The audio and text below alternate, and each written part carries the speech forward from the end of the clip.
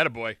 Da-da! You made it. It's a Friday morning. You are hanging out in the break room. Rochester's Classic Rock, 96.5 WCMF. How's it going, buddy? Pretty good, buddy. What's going on, female buddy? Doing good, buddy. It is a beautiful kind of morning in Rochester. Yeah. It's 52 degrees, but the rain is coming down. Yeah, and it's windy. Yeah, it is windy. We are still under a wind advisory until 1 o'clock tomorrow. That being said, the 52 degrees will be the warmest it will be all day. Much like Tommy's mom, the temperature goes down, down, down throughout the rest of the evening.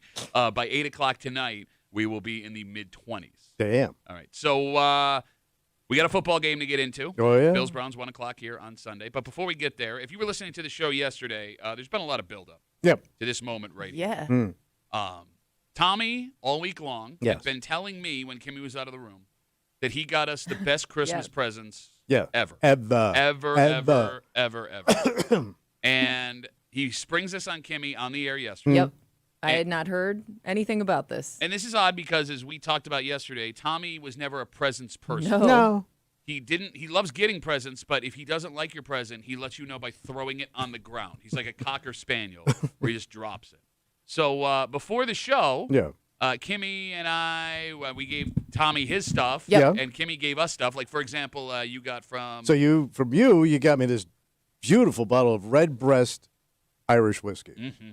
It's the #1 whiskey. So I've never had that. You said you had... So I got turned on to it because they were out of something else, and the guy at the bartender said, try this, and it's really good. Okay. It's like the best, man. Well, that's the... And this is very unique. Why is that? No, I mean, most people don't. This isn't on most people's radar. Well, no, see, here's the thing. You had mentioned it a couple months ago, and I forgot what you said, so I had asked Kimmy the other day, and I was like... I couldn't remember. She could remember something. Maybe if I go walk through the liquor store, and I'm such a drunk the second I saw the name. Like, that's the one! There you got it. And then, so Kimmy got something for you. So Kimmy got me. Carnivore. This is basically, it's beef jerky, but it's New York strip steak. Wow. And so this goes Drunk off... and jerkied. Yeah. A couple of months ago, you had bought prime rib jerky. Yeah. Yeah. And the same company. Sure. And this stuff is like crack. Wow. It was good. We all tried it. Yeah. Yeah. Like you can't put it down once you stop. You got it. And then Kimmy, the kind woman that she is, she got me a Mystery helmet. Mystery Bill's autograph Yeah. helmet. If you follow me on Instagram, Duffy and WCMF, you know I'm into these mystery helmets. So I am now the proud new possessor of a Greg Rousseau autographed mini helmet. Yes, that's nice. And if you watch the Netflix show, I Think You Should Leave, she also got me stickers for the driving crooner to put on my car, but I put it on the window, so now we have radio crooner. Very cool. Excited about that. But now we have come to the moment of truth. Yeah. So these are great gifts. But what I came up with was amazing. Okay, so your gifts even top what we all got each other. Possibly. Possibly. Not as Wait a confident minute, right wait now. a minute. What? Come on, let's get He's to it, man. You've giggling. been running your mouth. I know. Why are you laughing? This couldn't have worked out any better. Are we ready? Yeah. All right, we're going to open the prize. Yeah. Ready? Here we go. Hold on. Here we go. Well, yeah. Wait, no, what? Yes. Yeah, Are okay. we going for it? Are we going for You it? do it? All right. What'd you get? Here we go. No. What? Hold on. More whiskey. I got you the Very nice. Japanese whiskey. Thank you. Did we all get What'd you get, Kimmy? the same whiskey that Pat got for you? Say, very unique. You wouldn't think of that, Super right? unique. Who would have thought Oh, what of else that? you get? What else did we get? No. Oh, wait. Shut up. Hold on. Shut up. Hold on. Hold on. Yeah, this is really wrapped up. Yeah, my wife does a good Oh, my job. God. It's the exact same carnivore Basically, snacks yes. that Kimmy got for Tommy. Yes. So wait, you got New York strip. He actually got nicer. We got ribeye. Snacks. He must Yeah. have joined the club. Yes, Oh, thank you. very unique. You Yeah. would never see this coming. Okay, wait. So we all got each other the same Same presents. gift. Yes. Yes, I pretty much. I In think combo that's a- play, yes. Yeah. Yes. Is that a testament to our friendship? It must be. Or does that mean we're all just lazy? Well, Oh thank my you. God. Thank Enjoy, you. everybody. Thank you so Little much. beef and booze for the holidays. Seriously, I'm taking this with me to Cleveland this weekend. That stuff is. I should have never tasted it because it's so goddamn. I'm going to good. have to hide that from my husband because the second he finds out that is in our kitchen, I'm not even going to get any. It's only 5 ounces. You do realize that that's what people say about their like Cocker Spaniels. Yes. Yeah, I know. Don't drop anything. Thanks a ton, man. All right. Okay, so let's break down Yeah, let's do this. what just happened. All right. All right. So we all gave each other alcohol. Yes. Right? That's a thing that just happened. Yep. And 2 of the 3 members of this show, you could say, maybe have a problem with alcohol. Yes. So thanks for that. That's really good. But the beef snacks. Yes. I don't know what I'm supposed to do with this. What do you mean? And don't get me wrong. I love this and I'm excited. Yeah. What I'm saying is, do I save this for a special occasion? Well, that's the problem with like good snacks like that. I don't want to ruin it in one sitting. So I figured space it out. I envisioned you guys drinking the alcohol, eating the ribeye strips while you're watching the game. You're just sitting there like a little beef and booze. Are you trying to tell us how to use our presents? Yes. It kind of feels like yeah. that. Well, that's what I envisioned. Okay. When I got the gift. You are not allowed to enjoy this unless you're watching. Yeah, you got football. a little Japanese whiskey. You got like Texas finest prime rib. That's pretty nice. You're right. You said yesterday it was imported and right from the USA. Yeah.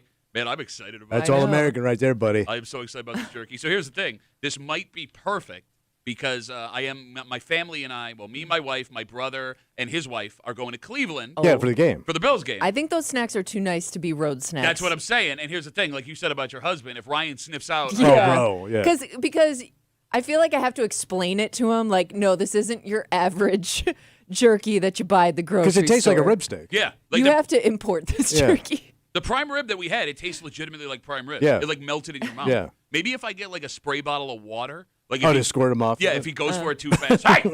Hey! Oh, thank you, man. Right. That's very nice. This is great. That's hilarious. No, I'm just saying, like, I'm going to be honest with you. And look, I don't want to sound ungrateful because I am very grateful for what you did. Yes. You way oversold it. I know. I knew as soon as I saw what Kimmy got me, I know this is a huge flop. And then when I saw the exact same whiskey I bought Kimmy, I go, yeah, this could have worked out any better. Well, see, all right, here's what I can't figure out. If the whiskey you got Kimmy means you really, really like Kimmy, or the whiskey I got you means that I don't care enough about you. No, this whiskey is amazing. Okay. Yeah. I mean, I wouldn't buy it for myself. That's how good it is. Kimmy, he wouldn't buy it for himself, but he'll buy it for you. He'll buy you yes. whiskey. Right. Do you drink whiskey? I do. I have. Well, you used to drink. Well, she used to drink Jameson all the time, right? Yeah. No. I have in my past had whiskey. I don't know if I've ever had whiskey that nice. Whiskey? See. Does your husband drink whiskey? Yeah. All right, so now you they got the bar all set up now. So you have to hide both of your. Did you buy those presents for her husband?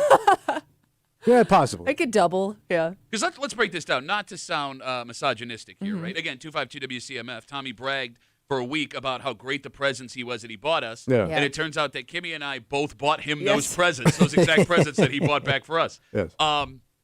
If you told me, hey, I got a woman in my mid-30s, in her mid-30s that I need to buy Christmas presents for. Yeah. The last thing I would say, whiskey not knowing and her, beef and whiskey. Yeah. Get that? That's a beef and whiskey broad right there. But he also knows I like my snacks. Okay. Yes. Yeah. No, you are the snack queen. Yeah. And that's a high-end snack. All right, let's also talk about the whiskey situation here, sure, Kimmy, because you're a little bit. I wouldn't call you a whiskey snob because you drink Jameson, but Tommy or me? Tommy. Oh. Tommy, right? You're a straight Jameson guy. Yeah. But like at the same time, you're right. That's really, really good whiskey, and Kimmy does not have. I don't know if I'm gonna appreciate it the way you want me to. No, you will. You'll love it. No, you just wasted that whiskey on her, bro. No. My husband will he knows the difference between good whiskeys. No, but like you could have got her like Mr. Baltimore. She wouldn't know the difference. She wouldn't know the. I mean, look at all that. She would not have known the difference. You just set that money on fire for Kimmy. Well, the key to this whiskey, you got to do like my old man does, because you got a bar now, right? Yeah. So when you finish drinking this bottle of Redbreast, do buy a bottle of Mr. Baltimore, whatever it's called. So whatever whiskey. It is. Pour it back into that bottle. Okay, and then share it with your friends and family. Yeah. And then he would serve it to his buddies when they came over, and he would just tell them, it's top shelf. And it's funny, like that bottle was just always there, man.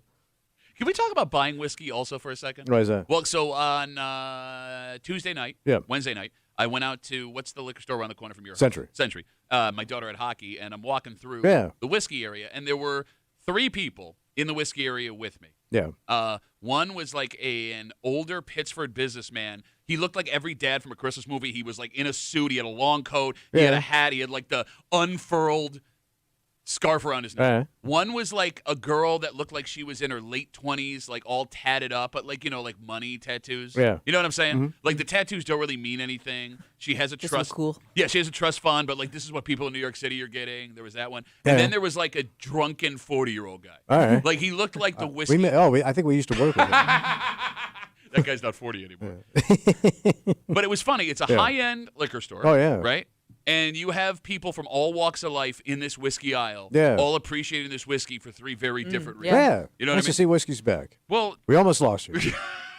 Did we almost lose whiskey? Well, I mean, it kind of went away for a while. People were drinking it. Everybody went to beer and wine. Yeah. Stuff like that, and then like vodka became like the thing in tequila.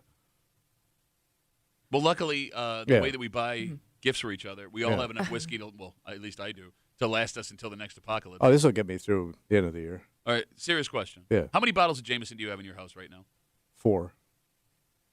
Well, I buy them by the 6. I get a 6. Yeah, no, a lot of people buy 6 packs of alcohol. Well, I get a case, and then when the case goes down, when I get down to the last 2, I buy another case. Okay, so when it comes to the red breast now, do you mix that in on special occasions, or do you open that and drink it till it's gone? No, I'll drink that differently. That I'm only going to have neat. Okay. That's it. But I'm saying, will you be drinking that neat until it's gone from this point forward? Oh, yeah. Okay, so you won't be like, oh, it's a special night, I'm going to open up the red. Well, it's the holidays, so, yeah, I'm going to mix and match. I'll do a little JMO, I'll do a little red breast. No matter what time it was, you were going to be, oh, yeah, it's Halloween. Oh, yeah, it's the summer solstice. Like, you were going to find a reason to drink the nice whiskey. You guys want to try it? I don't want you to open it. No. No. No. It's yours. No, it's yours. Sure, it's going to go off the rails. No, I don't want you to open up your present. Don't mind. Don't mind. You just want to drink. You drunk? I mean, you're welcome to open it. No, shut up, Kimmy. Oh, yeah, have a little taste. No, I meant you, not us. No, I understand. What are you doing? If he opens up, let's have a little taste. Half that bottle will be gone. He'll be hands and knees. All right, he'll have Ryan's shirt off. He'll be rubbing him down at 9 o'clock this morning. What are you this week? Sounds like a good show. Sensual. Thank you very much. Thank you. Thank you, Very guys. nice stuff. I really appreciate it. Very creative. We have a dynamite. Presents could have been better. Kind of breaking for you this morning here on CMF. It's a football. Well, first of all, it's Friday. You know what that means. Oh, we're going to get a little creepy. That's right. We got a creep cap coming at you. All the disgusting things Tommy said all week long, just after 7. It is Football Friday. Bills Browns, 1 o'clock, live right here on 96.5 WCMF on Sunday.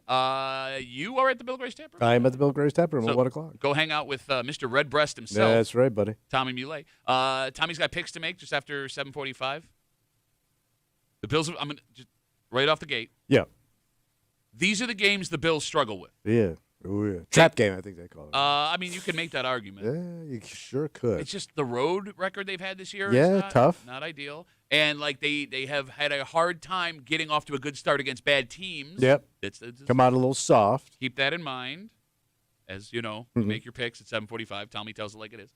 Just after 9 o'clock, our good buddies from 95.7 The Fan, Mike Danger, and from the Let's Go Duffalo podcast, Ryan Duffy. Ryan Duffy. We don't know what Cleveland thing Ryan will be. We know it won't be Drew Carey. Okay. Oh, won't be. No, because that's not on the table anymore. No, he said he wanted to be Drew Carey, and I made fun of him so hard that he got frustrated. And knowing Ryan, he will try something new. Gotcha. Right. So we'll find out what Ryan is just after 9 o'clock Cleveland-wise here. And just after 6:45 this morning, Operation Don't Screw It Up. Okay. Because I am not scared of this Eagles game next week. I am terrified of this game. The Cleveland game. And I am terrified of the Jets game. So the two softies. Yes. Like, if you look back at Bill's history, those are the games where you're like, you got to be effing kidding me. Because if the Patriots lose to the Ravens on Sunday. And that's possible. It is very, I think it's the Ravens are favorite, our favorites in this game. But Gene Rayburn's playing? Nobody got that joke. If they lose on Sunday, they will lose to the Jets or the Dolphins, mark my words. It will happen. So you've got a shot here. All right. We'll get to all of that and a whole bunch more here on a Football Friday on CMF. But first, Tommy. Yeah. You know, next week, a bunch of people will have time off going into the holidays. Oh, yeah. Which means you will be spending a bunch more time at home, which means how comfortable you are in your home will matter. And the Democrat and Chronicle put out an article that usually every year is the exact same article. How warm your house should be around the holidays. Oh, you might have cozy. I mean, it's the holidays. Here's the thing, man. It's different this year. And I think it's different for a reason. And I would love what they are suggesting here. You would? Chinson? Well, yes. But it's not for the chinson. It's for the feeling. Oh. But I don't know how many men could get away with pulling this move. Oh. And we'll get into it next here in the break room on CMF.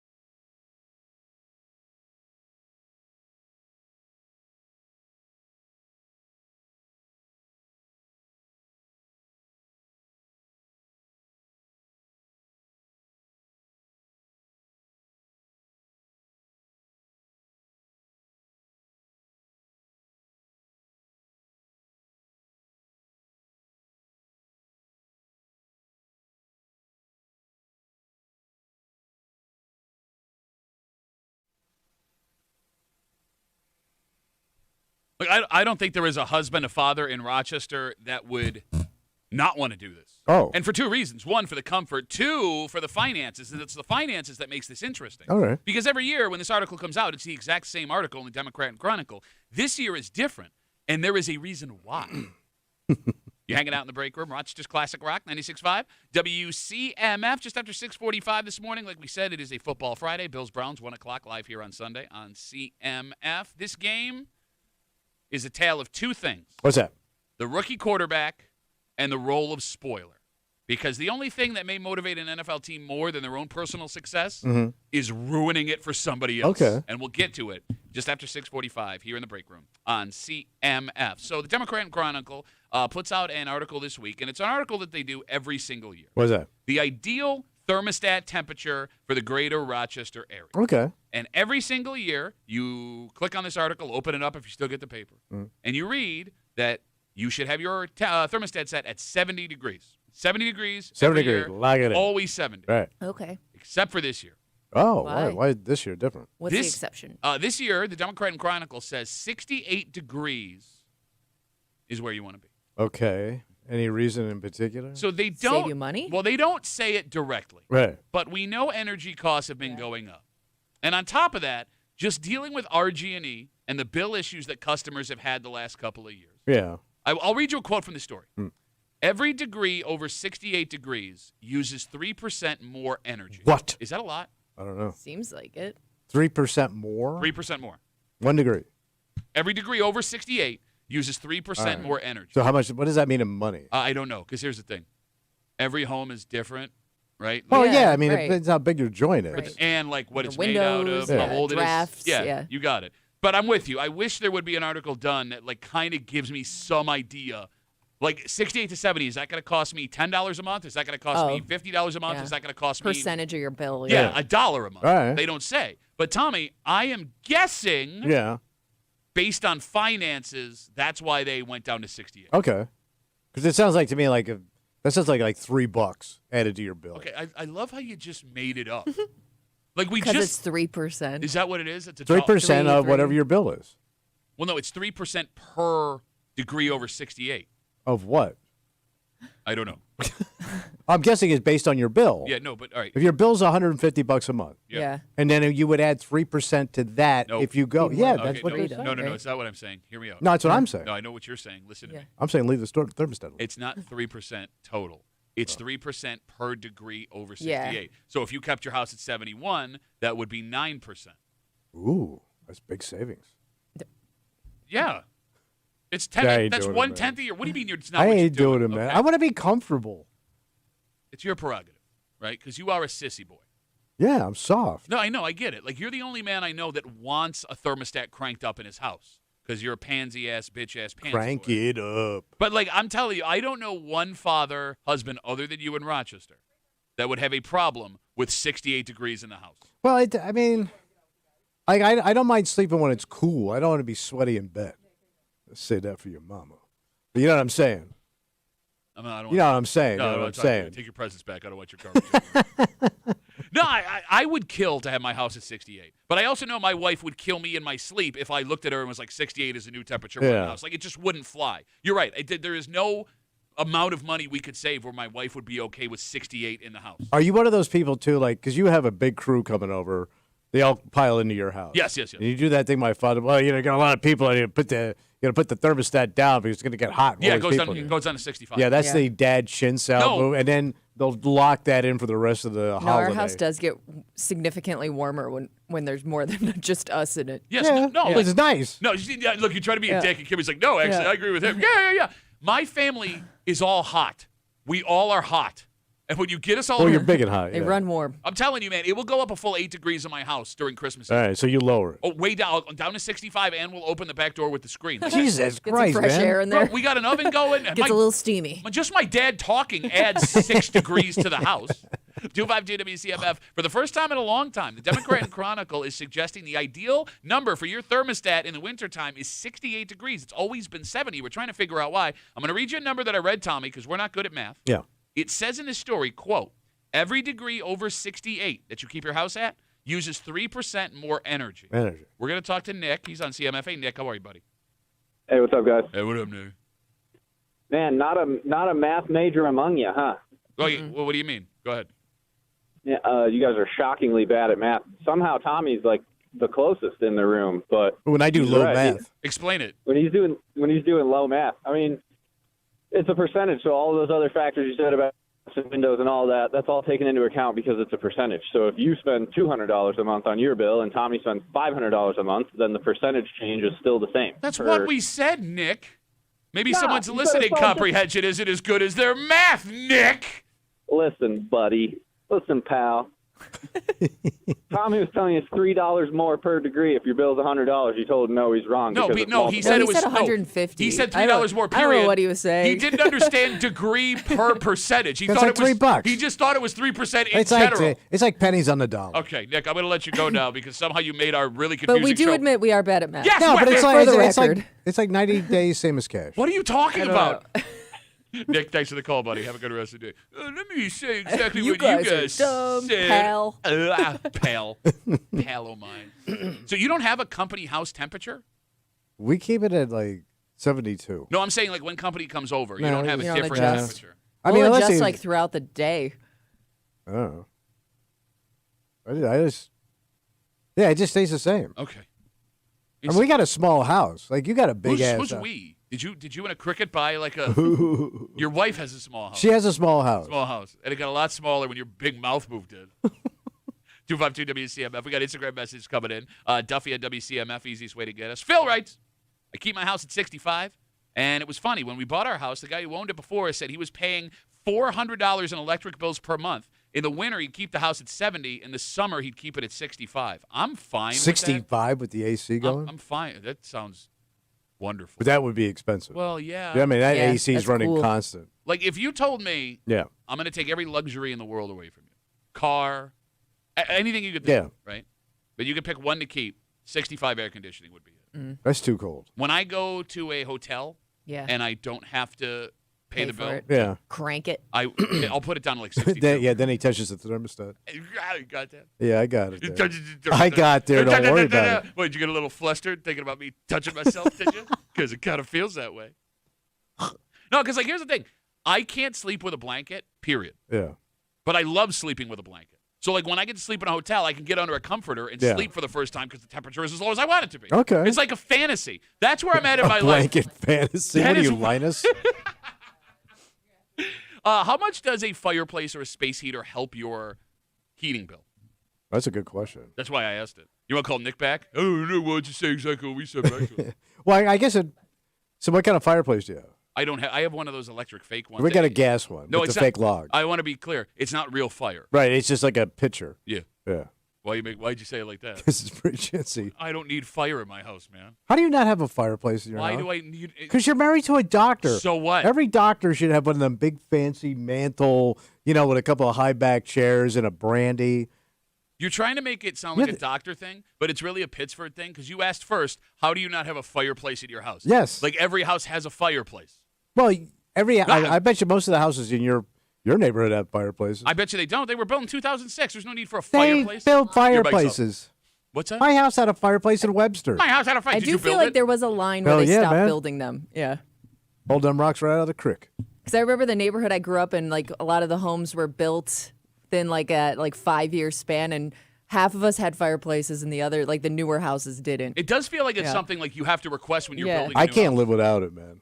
Because I turn it on every night in the wintertime. Like, we sit down and have drinks, put the fireplace on, put a little smooth jazz, and Daddy gets down to business. What's that business? Getting drunk watching Netflix? Yes. Well, first we'll watch, game shows and stuff like that. The only breast you're getting is red at this point.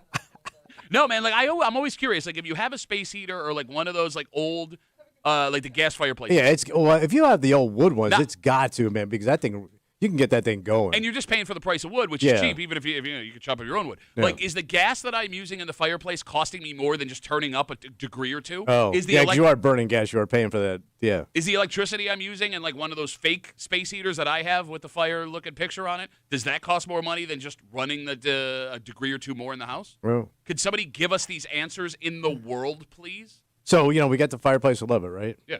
But then there's times I can't use it. Why? My wife does not want me to turn it on when the grandkids are out. Yeah, that's a good policy. I said, let's find out how smart these kids are. I'll watch it. But no, you won't. No, you won't.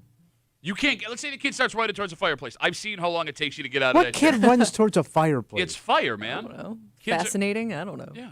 Well, the dog stays away from it pretty good. Bro, your grandson will burn himself if you have the fireplace. I know. Well, listen, it's a non, so I can't have that on. So Better safe than sorry. So we have this beautiful fireplace and we can't turn it on. How was that You can even? turn it on when you're there, just not when the kids are Well, there. no, because from a distance he kind of looks like a 4-year-old. Man, that joke never does. How was that even an argument from you? Kid's fine. We'll watch him. On fire. What about your? Look at them Frontier kids. They grew up in the Frontier with a big old open fire. Half of them died before 12. Yeah, but they got porridge. Hey, what do you do with your big bowl of acid you normally keep out too? You keep that out while the kid's there? All right, well, look. I'm glad we got no answers except for Nick. You know, you're stupid. Why? I don't know. Nick called back to correct us on something else. Shut up, Nick. Nick sucks. You know why Nick has so much time to call a radio Why show? is that? His personality. Sorry, Nick. All right, let's take a break. Your Buffalo Bills head into Cleveland on Sunday. 3 games to go. I mean, after this season and the up and the down and, oh, my God, they're so bad, they have the ability to finish with 13 wins. But you said they got to run it out. Oh, yeah, you have to They have to run the table. Well, look, all right. Technically, you do not have to run the table to win the AFC East, depending on things that happen other places. But you probably do. You need to take care of business. To have a shot. And make a statement. The Eagles are a good team. The Eagles come to Orchard Park next week. I am not scared of that game. All right. The game on Sunday, I'm going to poop my pants. Oh, wow. That's how scared I am of this game. Because there are 2 things, the word spoiler and the word rookie quarterback, that make me uncomfortable. And But I thought that kid was not that good. Somebody set an alarm off? I don't know. We don't know if he's good or not. That's the scary part. Tell you what. He could pop. Popping.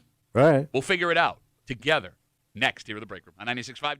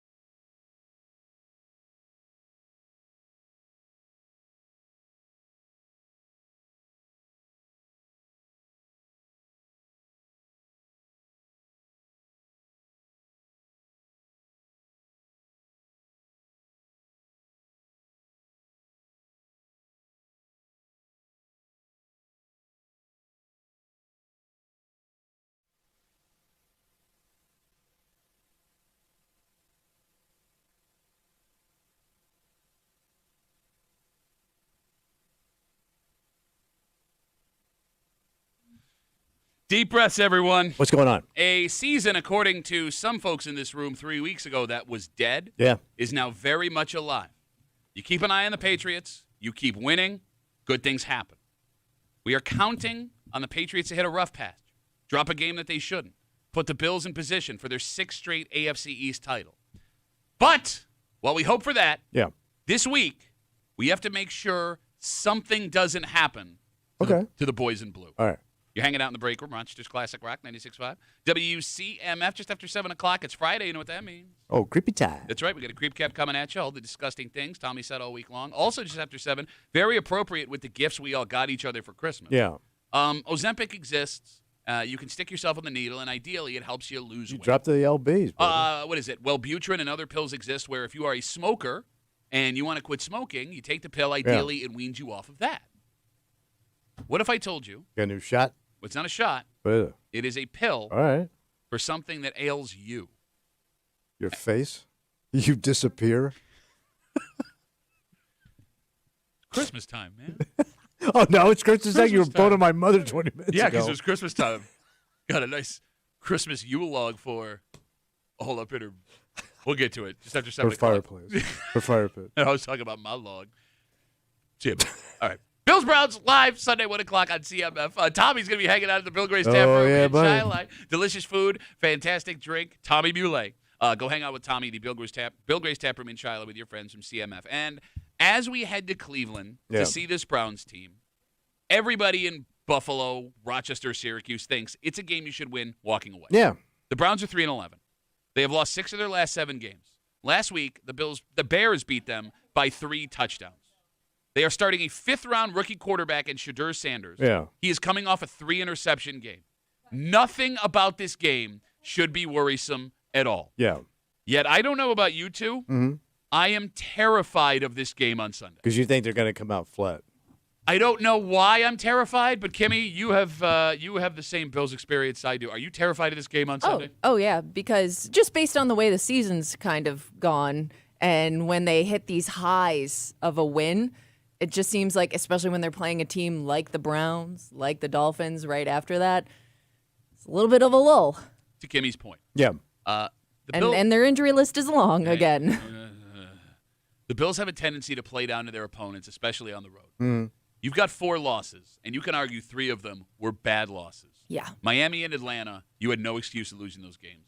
The Patriots games, you committed 3 turnovers. Houston, that defense is legit. Yeah. I understand losing that game. But even in wins, the Bills have made it closer than they had to against New Orleans, Tampa Bay. Terrible first half against the Steelers. And the Bills need this win. They need it. You have to have it. But the window's there now for them, right? I mean, all of it. The runway is there. Yeah. Yes. They got to take care of their side of things. It's all falling into place for you. I mean, look, whether or not the Bills win the AFC East, you can still argue this would be their easiest path to a Super Bowl. Your 3 biggest foes are not going to make the – well, 2 of them aren't making the playoffs. But Burrow and Mahomes are definitely out. Right. And now the Ravens are clawing for dear life to hold on. And here's a weird part. What's that? The way that things are lined up with the AFC playoffs right now, the Bills are the 6th seed, Houston Texans are the 7th seed. Houston is really the only team, Kimmy, that I'm legitimately nervous about. Because of that defense? Just the way they match up. The way everything has played out so far, even if the Bills are the 6th seed, with how well Houston's been playing, you could still have a home AFC championship game if Houston manages to win 2 games on the road, which is not out of the question. Okay. You get what I'm saying? Yeah. As the 6th seed, we could be playing the last ever game at Highmark Stadium to go to the Super Bowl against the Houston Texans teams that would now have to play outside in January. Yeah. Right? Mm-hmm. I have a theory. What's your theory? And the phone number is 252-WCMF, 252-9263, as to why the Bills, Kimmy, struggle with teams they should put away easy. What's the problem? You ready? The Bills are too good at stopping their opponent's best weapon. They're too good? Okay. Okay, so then what about that have to do with that means the schlubs run free? You got it. So the schlubs run free should run free, schlubbies run free. Schlubs run free should be the name of Tommy's autobiography. There is always a player you've never heard of that all of a sudden has the best game of their lives against the Bills. I'll give you an example. Mahomes has had some of the worst games of his career against the Bills. Burrow had 2 picks on back-to-back plays a couple weeks ago. Lamar, how many times have we watched him collapse under the weight of the Bills' defense in the 4th quarter? When you know how a team is going to beat you, Sean McDermott can stop that. The problem with bad teams is you don't know who they're going to try and use because everybody's on the same level. Do the Browns this weekend? Do they go put the game in Shedur's hands? Do they try to run the ball with rookie running back sensation Quinshon Judkins? Do they have a wide receiver that you have to shut down? Is there a tight end in that roster that has talent that all of a sudden can pop? So does Sanders run a lot? No, he's not mobile. He's not? He is like very How do you have Deion Sanders as your father and you don't run? No, it's just not his style. Your father was a millionaire. What the hell happened? Well, my brothers were. Yeah, exactly. What the hell happened? Well, I'm like, you know. No, they sucked up all the talent. The book on Shedur Sanders is if you get pressure on him, he runs backwards. Oh. Watch for it on Sunday. Me. Take it. I don't want to play. All right. I would argue like that strategy, I guess, of everybody kind of being on the same level has worked for the Bills in the past. Yes. Just offensively. Yes. Like where you just, Josh never had like a go-to guy. He had a lot of guys that he could count on, but you never knew who it was going to pop that game. I mean, to your point, like even this season, right? Yeah. Like, Dalton Kincaid is your best offensive weapon. Jackson Hawes all of a sudden comes out of nowhere. He's got 3 touchdowns. Yeah. Last week, Dawson Knox has 2 touchdown catches. Right. I mean, you don't know. Like when no one is a superstar, it is death by 1,000 cuts because now you have to worry about everyone. And not to make a war analogy, but it's guerrilla warfare with football helmets on. Who do I stop? And if they do pop, I don't know how to stop them because I didn't know that they were going to have the ability to do something like this. Yeah, but they got to look at film and see something. Well, maybe. What do these guys do all day? I always think like the hardest team to prepare for are those teams that have like a quarterback decision that they have to make every now and then where it's like, well, their starter's not working for them, so let's throw this guy in there. And as the team preparing, like you should be happy that their starter's out, but I don't really know what to expect from the new guy. Well, the Bears figured it out last week. Okay, yeah, but again. Talk to them. Okay. Again. Hello, Chicago?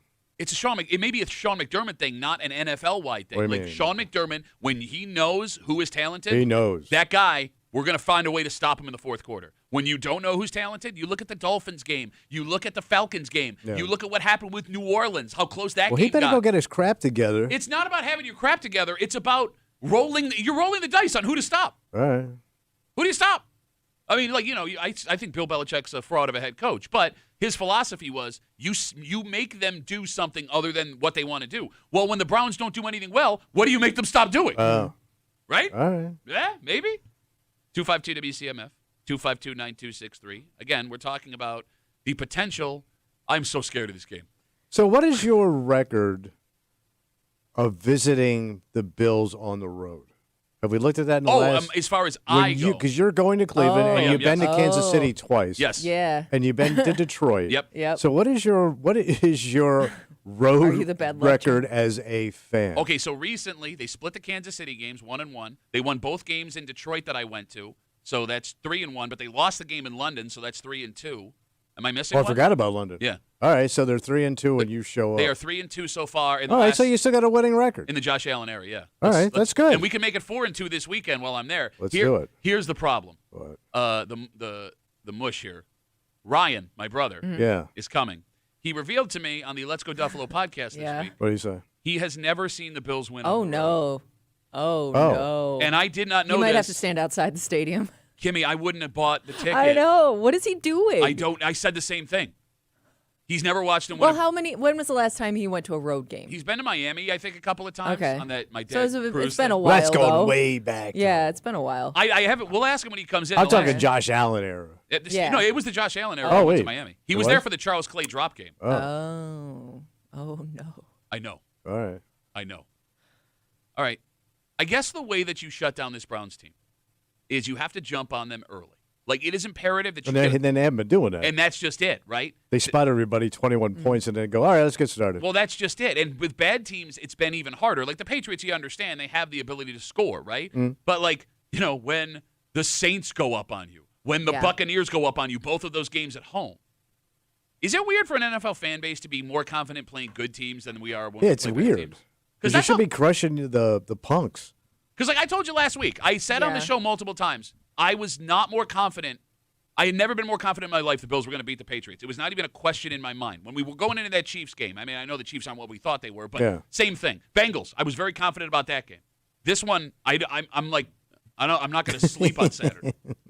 Well, is Myles Garrett also going for the sack record, too? So Myles Garrett. So you got that. Yep, defensive end for the Browns is a sack and a half away to play for. From the all-time single-season sack record. Really? So we could watch that happen on Sunday. That will be brought up again later in the Tommy Tells It Like It Is segment. Oh. Yeah.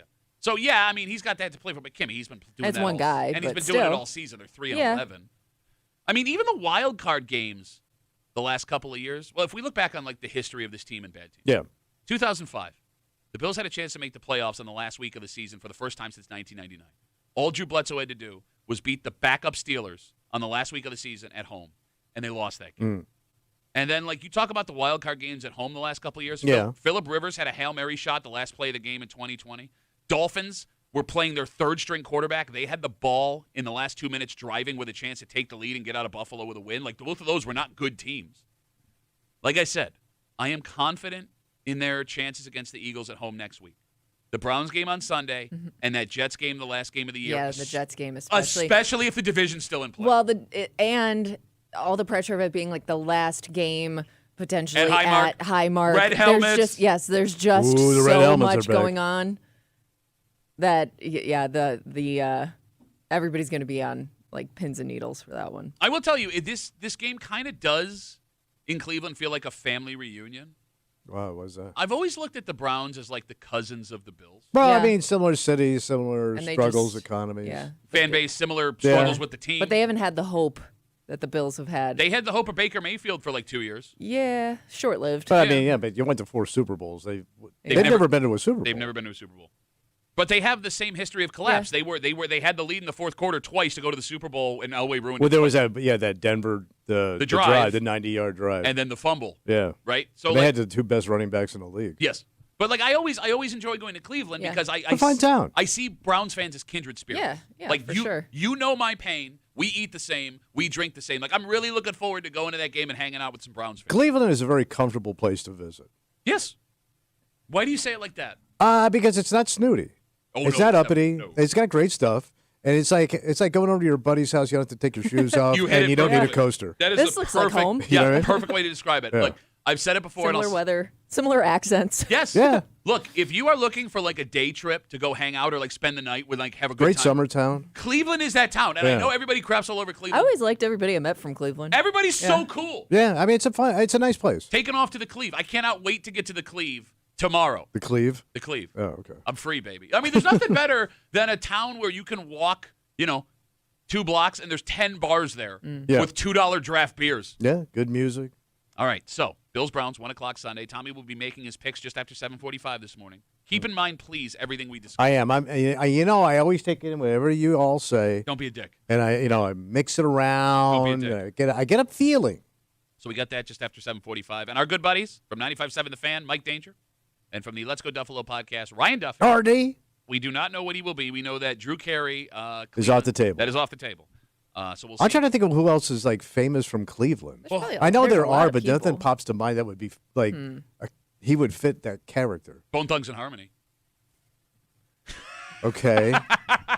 Is there like a big chubby president from Cleveland? No, you're thinking of Grover Cleveland, who's from New York. Is he really? But he is, got screwed there. is Garfield from Cleveland, Ohio? the, That's who you're thinking of, right? The cat or the president? Yeah, the lasagna-loving cat who also just missed out on being our 33rd Is that president. the guy that got shot in Buffalo? I think, yes. No, Hold it was on. McKinley. Yeah, that's McKinley. Yeah. All right. Yeah, it's hard Was it Grover? No. because he's portly enough to be many of our former presidents. Yeah. Like he's on. Like He's Ryan, presidentially round. Ryan is the definition of every president after Lincoln, before. Yeah, Truman. those big pudgy ones. Yeah. We did have a run of fat presidents. Yeah, but that was a sign of wealth back then. You were eating good. Okay. So yeah, we'll see what Ryan is. Yeah, just scrawny after, ass Kennedy. just That's after how we treated him. Football Friday. CMF. It is Friday. You know what that means. Oh, it's creepy time. That's buddy. right. Creep Cap coming at you. We, by accident, all got each other whiskey Yes. for Christmas, if you missed the show earlier this morning. But we're not the only ones who will be drinking during the holiday season. It's a big drinking time. Oh, sure. And maybe you are someone that is worried about that. Maybe you are someone that wishes they didn't drink as much.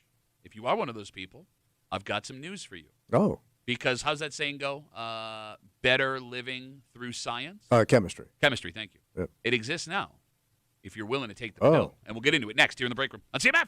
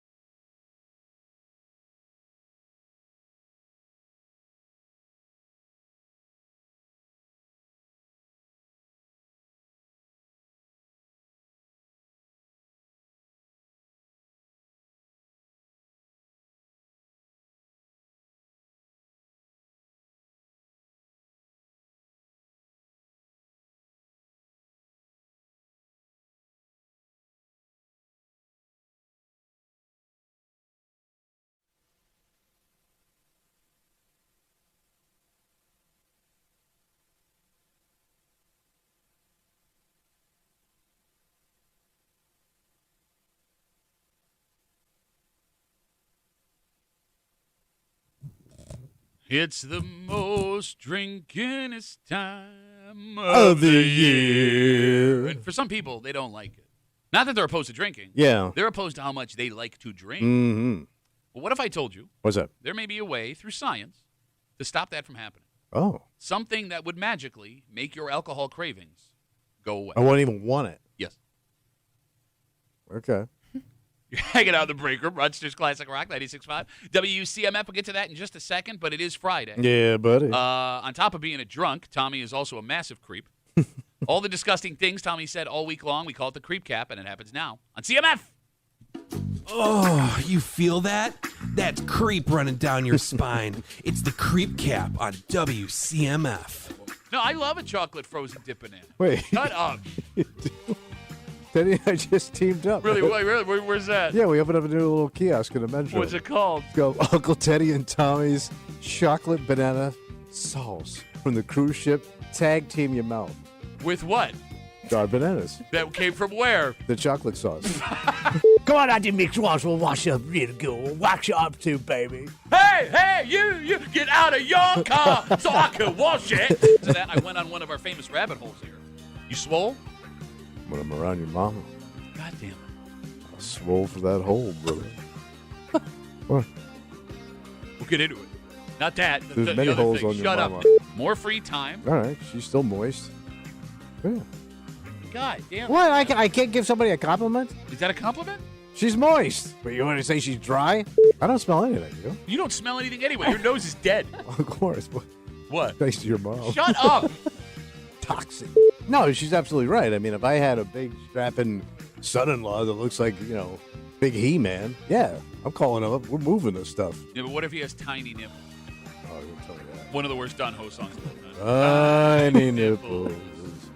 I don't remember the rest of that song. I was waiting for you to keep going so I could remember the rest. Something about champagne. Nobody wants to see an old man in. Oh, you're saying you'd prefer to see a young dog. Oh yeah, absolutely. Young creep, look at my Young phone. dog, get out of my store. Get away, young dog.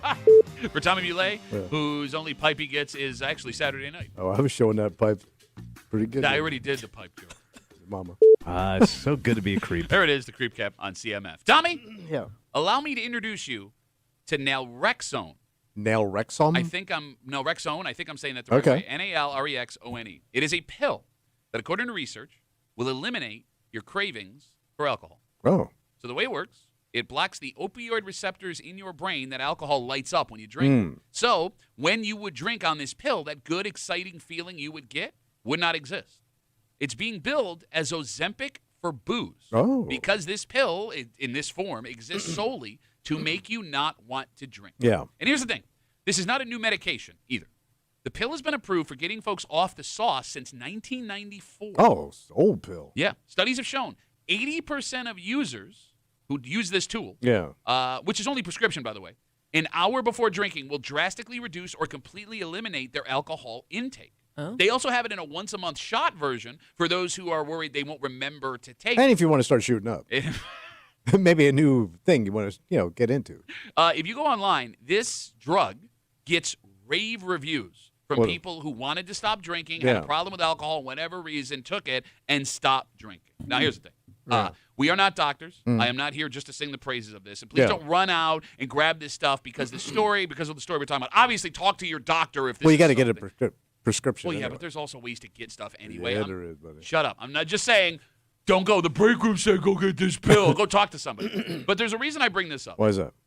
There are lots of people who started over drinking around Thanksgiving. Yeah. And will continue to do that past New Year. Well, you're in that party season, man. Yeah. Tommy, you're a guy that likes to drink every night. Yes, I drank at least 2 a night. And that's really 4, because it's really 4, maybe 6. Well, no, I mean, we pour a little heavy in my house. Yeah, What? You interested in this pill? No. You No. want to think about I don't think it would work on me. Okay. Well- And I'll tell you why. You think you're the exception? No. But Okay. Pat, you can back me up with this with food. okay.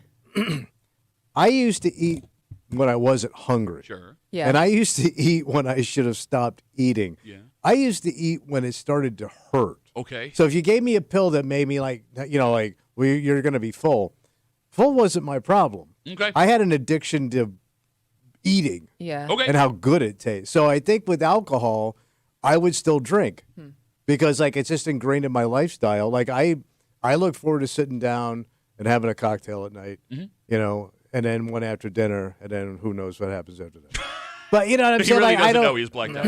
I don't think it would help me. Okay, I understand where you're coming from. But I guess even if you thought it wouldn't help you, let's say you thought that, you know, you actually did struggle with it or really were trying to cut back or I quit. do struggle with it, yeah. Wouldn't you at least try it?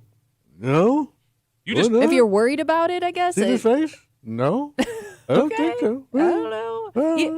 I mean, I feel like the whole, it's not going to work on me, so I'm not going to try it. But here's the problem. he doesn't want to stop. That's what it is. Well, I don't. You're right. And here's the reason. Because, like, you know, what else do I get to do? Oh, look, it's your life, man. I don't go blowing my money at the golf course.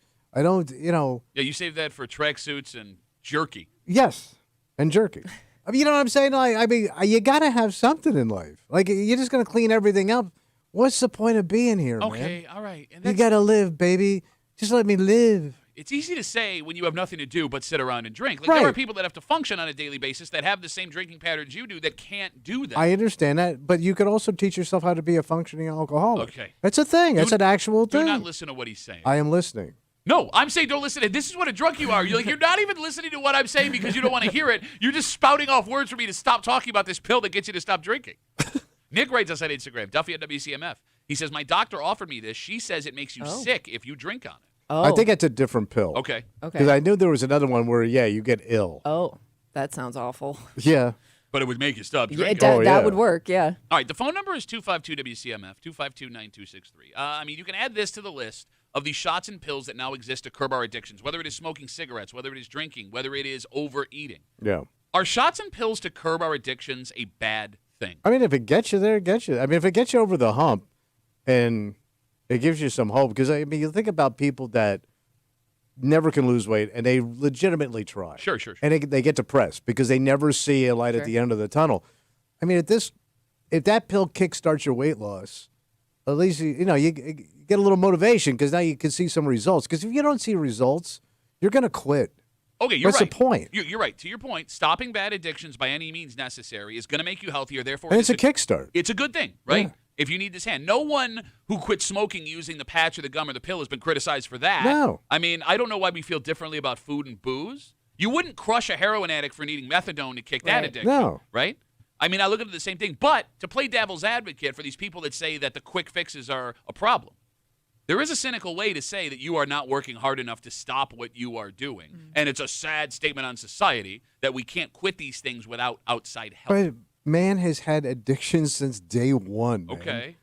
Listen, they're trying to sound profound so you can keep drinking whiskey. That's No, what you're I doing. mean, he only gets chewing profound. on poppy leaves and opium and all that stuff. It goes back to the beginning of time. Man, no, you're fighting against your, caveman urges, man. I mean, Jesus was passing a bottle around at the table, man. Everybody needed to take the edge off.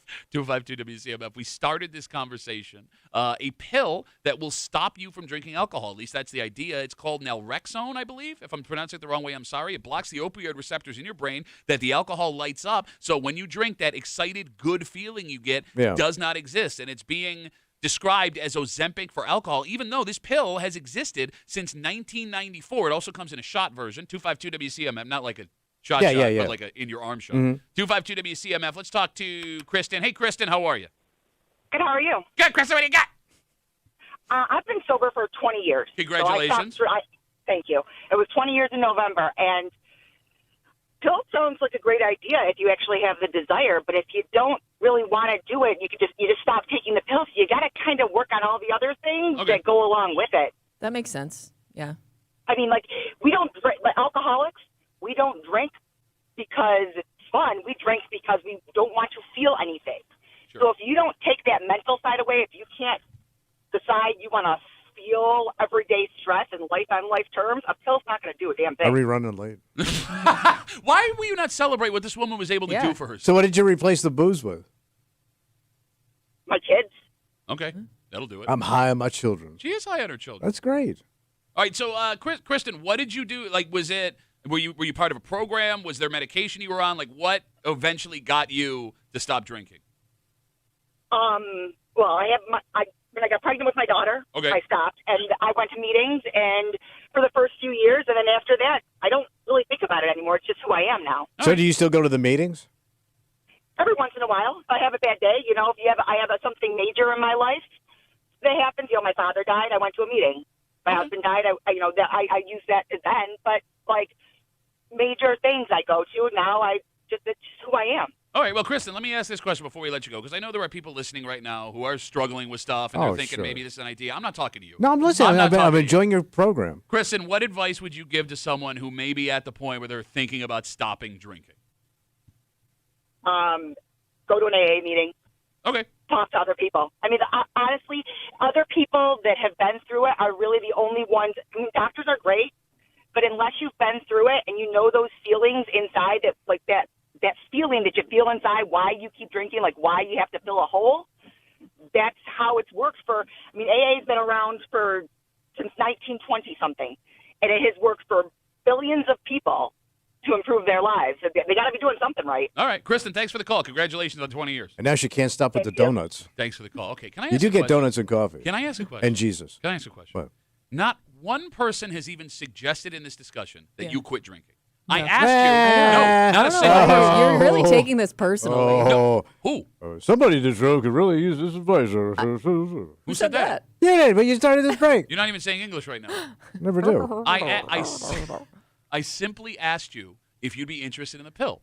Well, why me? Why didn't I kill me? You just admitted you have, quote, 2 drinks a night. That's not a lot. You're right. They said you're supposed to have 8 beverages a day. 4 to 6 is a lot, which is actually what you're having. It's part of the pyramid. Here's what I find strange, right? Nobody suggested you quit drinking. Kristen calls up and said she had a problem to the point where she needed to stop. So she went to AA. And 20 years of sobriety having a problem is pretty amazing. Yet you immediately hate her, and I can't understand why. I don't hate her. You hate her. I saw it. Bro, everybody watching the live stream can see the look on your face. You're doing it again. Yeah. And you're the only one in this room that's been to an AA meeting. Have you been to an AA meeting? I thought you went with a buddy or something. No, my buddy had a really bad drinking problem to the point where he was hallucinating, and he called the cops on himself by accident. I thought you went with him. Sorry. No, I did not. You know how they knew his hallucinations got bad? What is that? He started laughing at Tommy's jokes.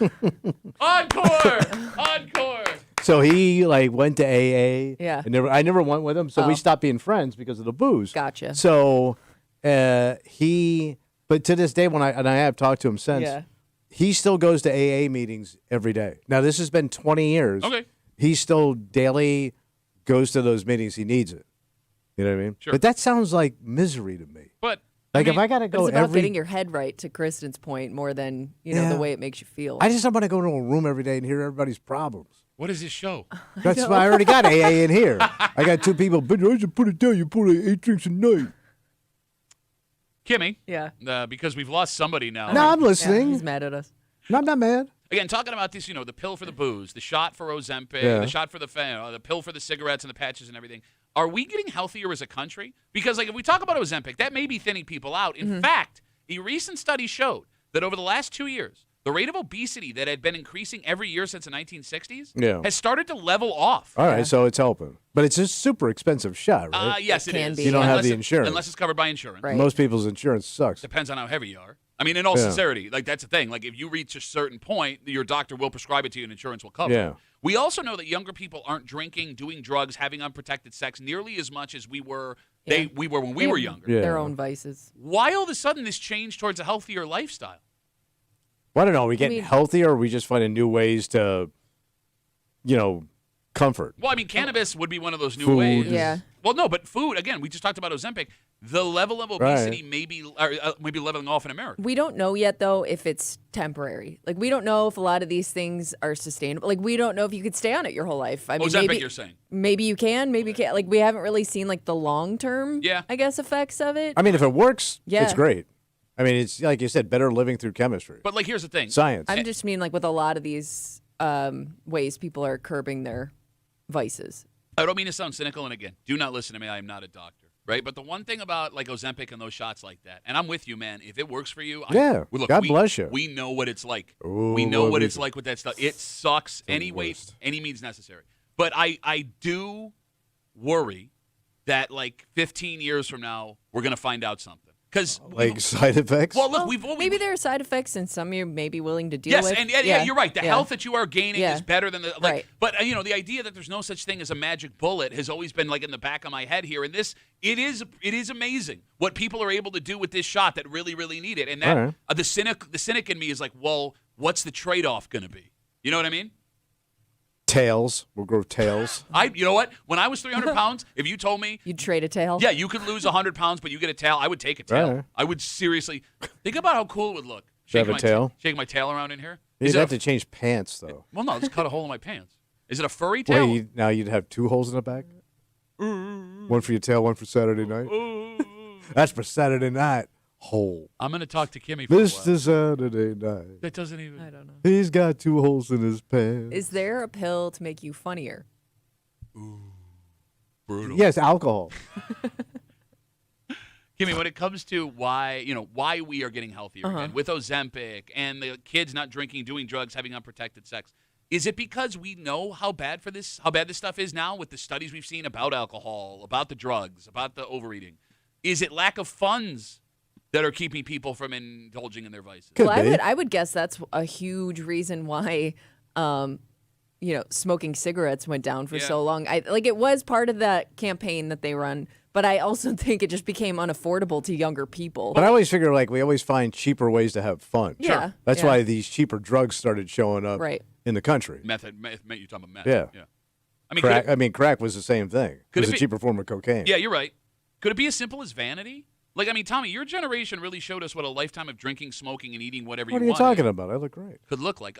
Do younger folks look at your generation? I don't look like you, man. Well, I'm serious, man. It could be. Because, we laugh all the time. You go back and watch, 80s sitcoms, and, those parents, they're, 35, and they look like a modern 60-year-old. Yeah. And that's fine, but, maybe I watch my mom and dad do all this. You don't want to age. Yeah, I miss that boat. But I don't take know. notes. Yeah, maybe. my kids look at me and go, yeah, I don't want to do that to myself. All right. Smoke my looks away, drink my looks away. I used to be beautiful. Usually you have to have looks to smoke away. I was a handsome boy. You were a little cutie when you were 15 at the bar, trying to be like a big boy.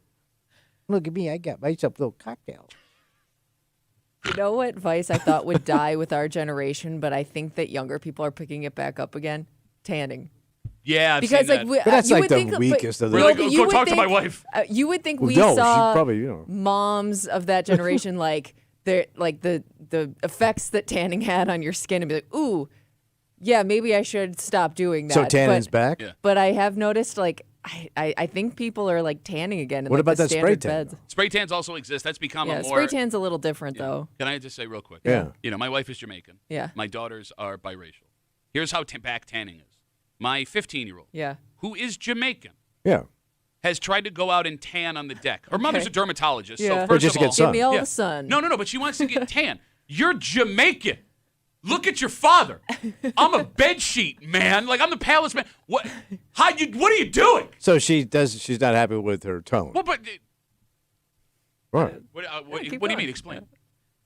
She's not. What tone? She wants to be darker. She wants to be darker. Okay. Yes, but she's already Jamaican. Yeah, you're already a couple steps ahead. Yes, I you're haven't already seen- two sheets. You're already 2 sheets past any Italian girl in this town. Okay, all right, You know what I'm all saying? What are you doing? Well, I haven't seen your daughter in a while. I don't know how dark. Oh no, that was a way better way to end that. Well, I don't know how to talk. Why to you don't so I take a look at your 15-year-old? No, I don't want to say that. No. Hey, how dark's your 15-year-old, I buddy? also don't want to say anything racist. Well, yeah, no. Well, maybe just don't speak. Well, how about having a talk show about skin? Having a talk show, ladies and gentlemen. Tommy Muley. Let's take a break. Yes, please. We have 6 days till Christmas, which means if you have not gotten your Christmas shopping done, you might want to move Yeah. fast. And here's the thing that sucks. What's that? The closer you get to Christmas, the more expensive Christmas shopping gets because the sales start to fall away. Yeah. These companies know that you're screwed and you'll pay for anything. But that's an even bigger problem this year than it has been in the past because there are a lot of things that a lot of people want that all of a sudden you got online, went to the store to look at. Yeah. And, oh, my God. Really? Next, here with the break room on CMF.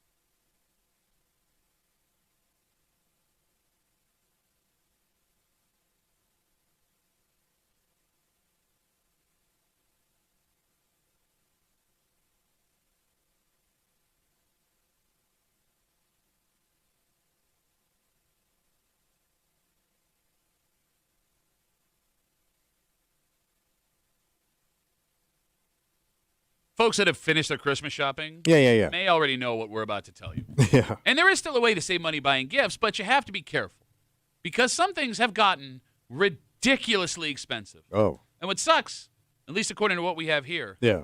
it's a lot of the stuff that people want. Oh. You're hanging out in the break room, Rochester's Classic Rock 96.5, WCMF. Just after 7:45, it is a football Friday. Yeah, buddy. Bills Browns 1 o'clock live here Sunday on CMF. Tommy's got some picks to make. Mm-hmm. Other than Shadur Sanders, you know nothing about this team, and you don't even really know Shadur Sanders. Seems pretty Yes, confident. I do. I know his daddy. Have you watched any Browns football this year? I have not. I have seen some highlights.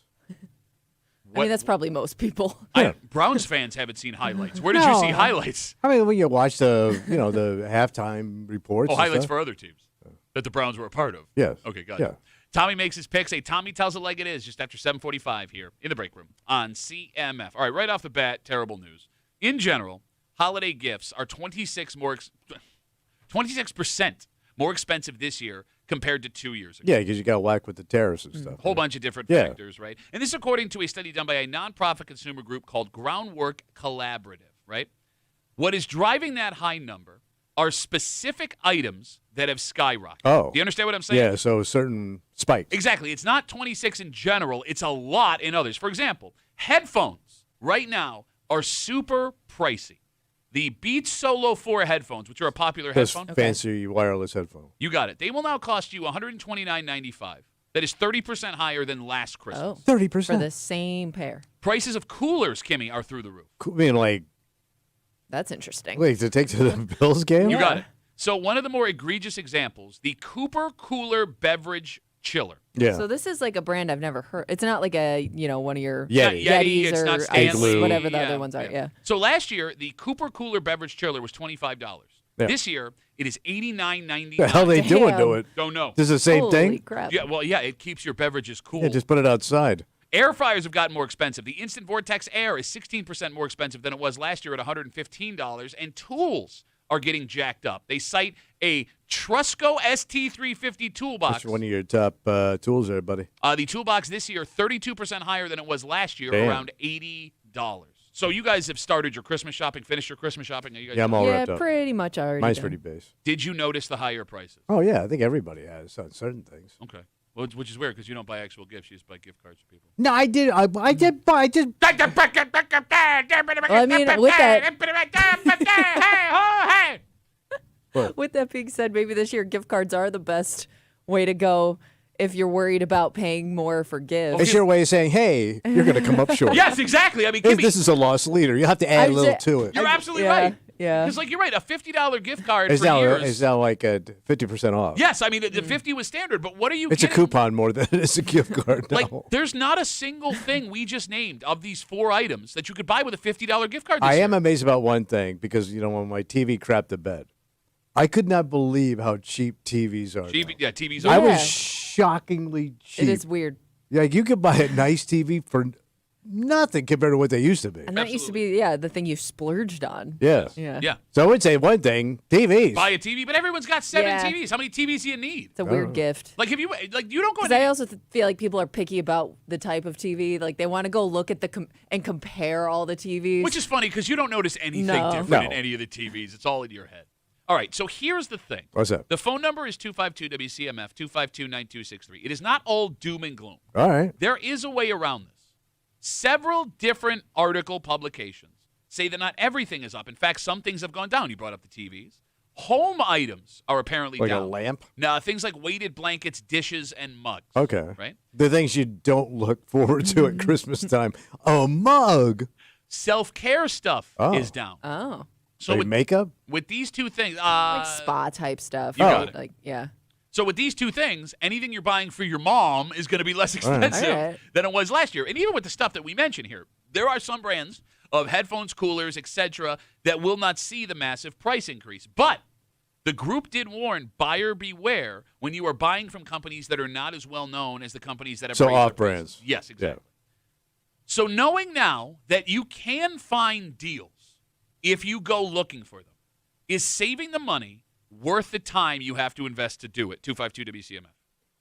It may be worth the time, but are you going to look chintzy if you score somebody in an off-brand item that like headphones, for example. Yeah. Let's say you find a cheaper pair.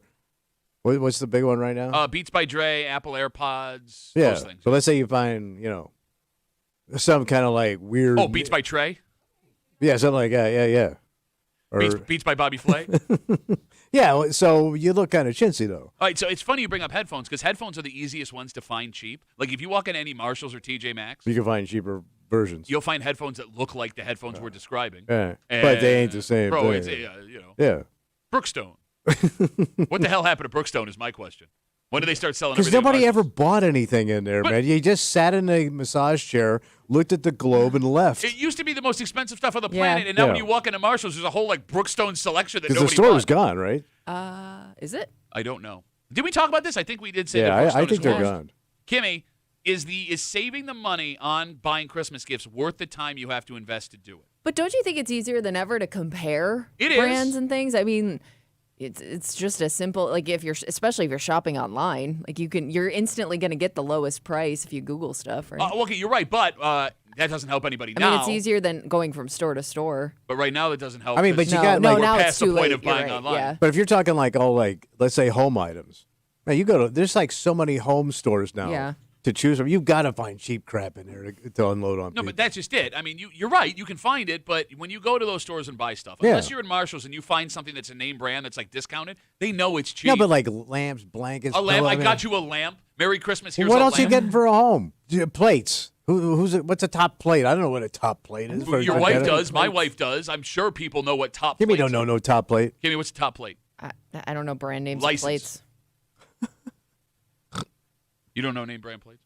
Corningware. Done. Okay. Done. I Right. don't even know if that's good anymore.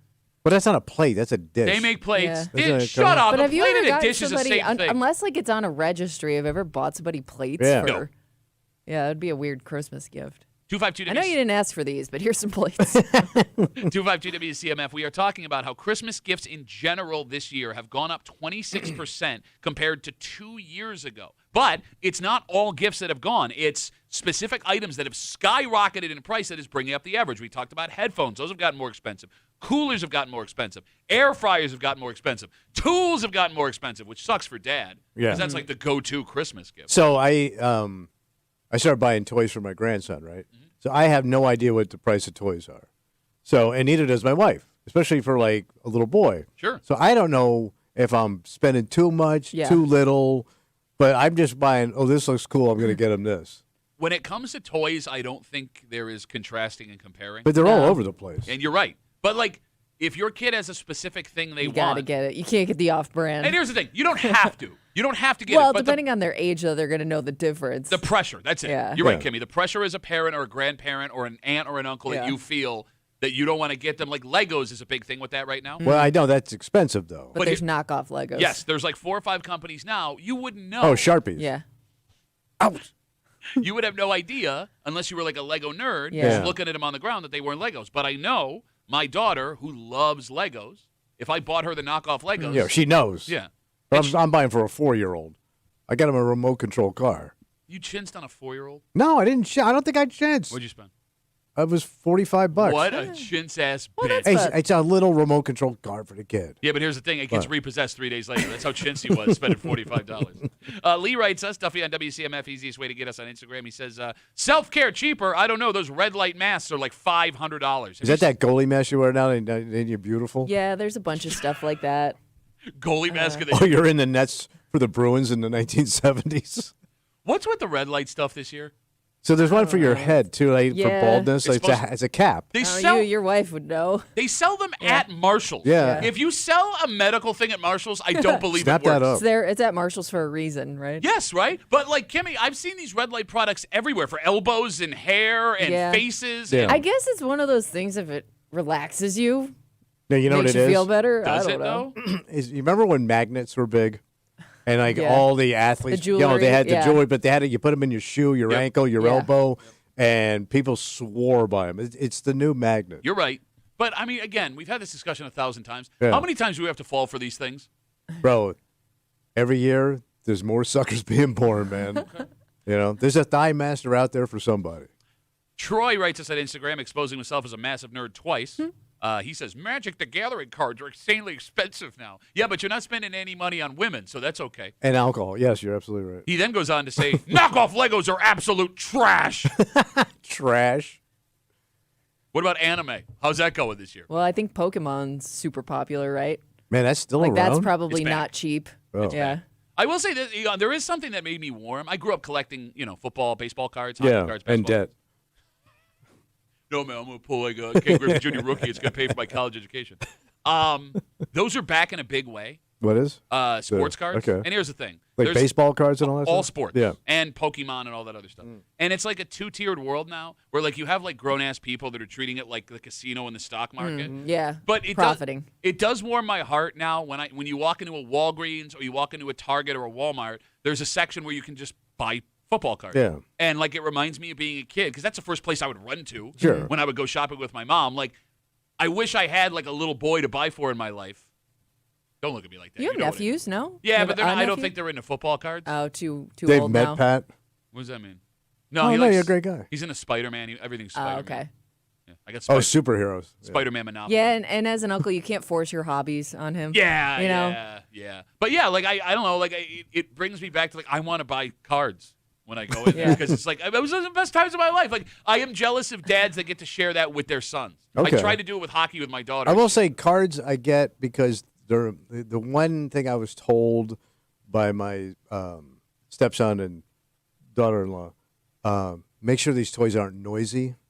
So cards aren't noisy, which is pretty good because I got him a really noisy gift last year that was driving Yeah. him nuts. So you're Yeah. a dick. No, I didn't know. You didn't know. What'd you get him? Well, it was this like really cool airplane, but it also makes all kind of airplane noises. Like, does it? No, it has like takeoff, landing. It's loud. Yeah. It throws like it lights up. I would never let you see my child. again. I mean, I think you make that mistake once and you never make it No, again. I got in the remote control car. I said, quiet. That's gonna make a ton of noise. Yeah. Where? No. Now it's Formula One, man. They're very quiet. No, Kimmy. Yeah, like, never buy a fart machine for your niece or Again, nephew. I won't. No, but you say you learned that lesson once, you never do it again. I Yeah. disagree. I think that No? the role, if you have siblings that have children, Yeah.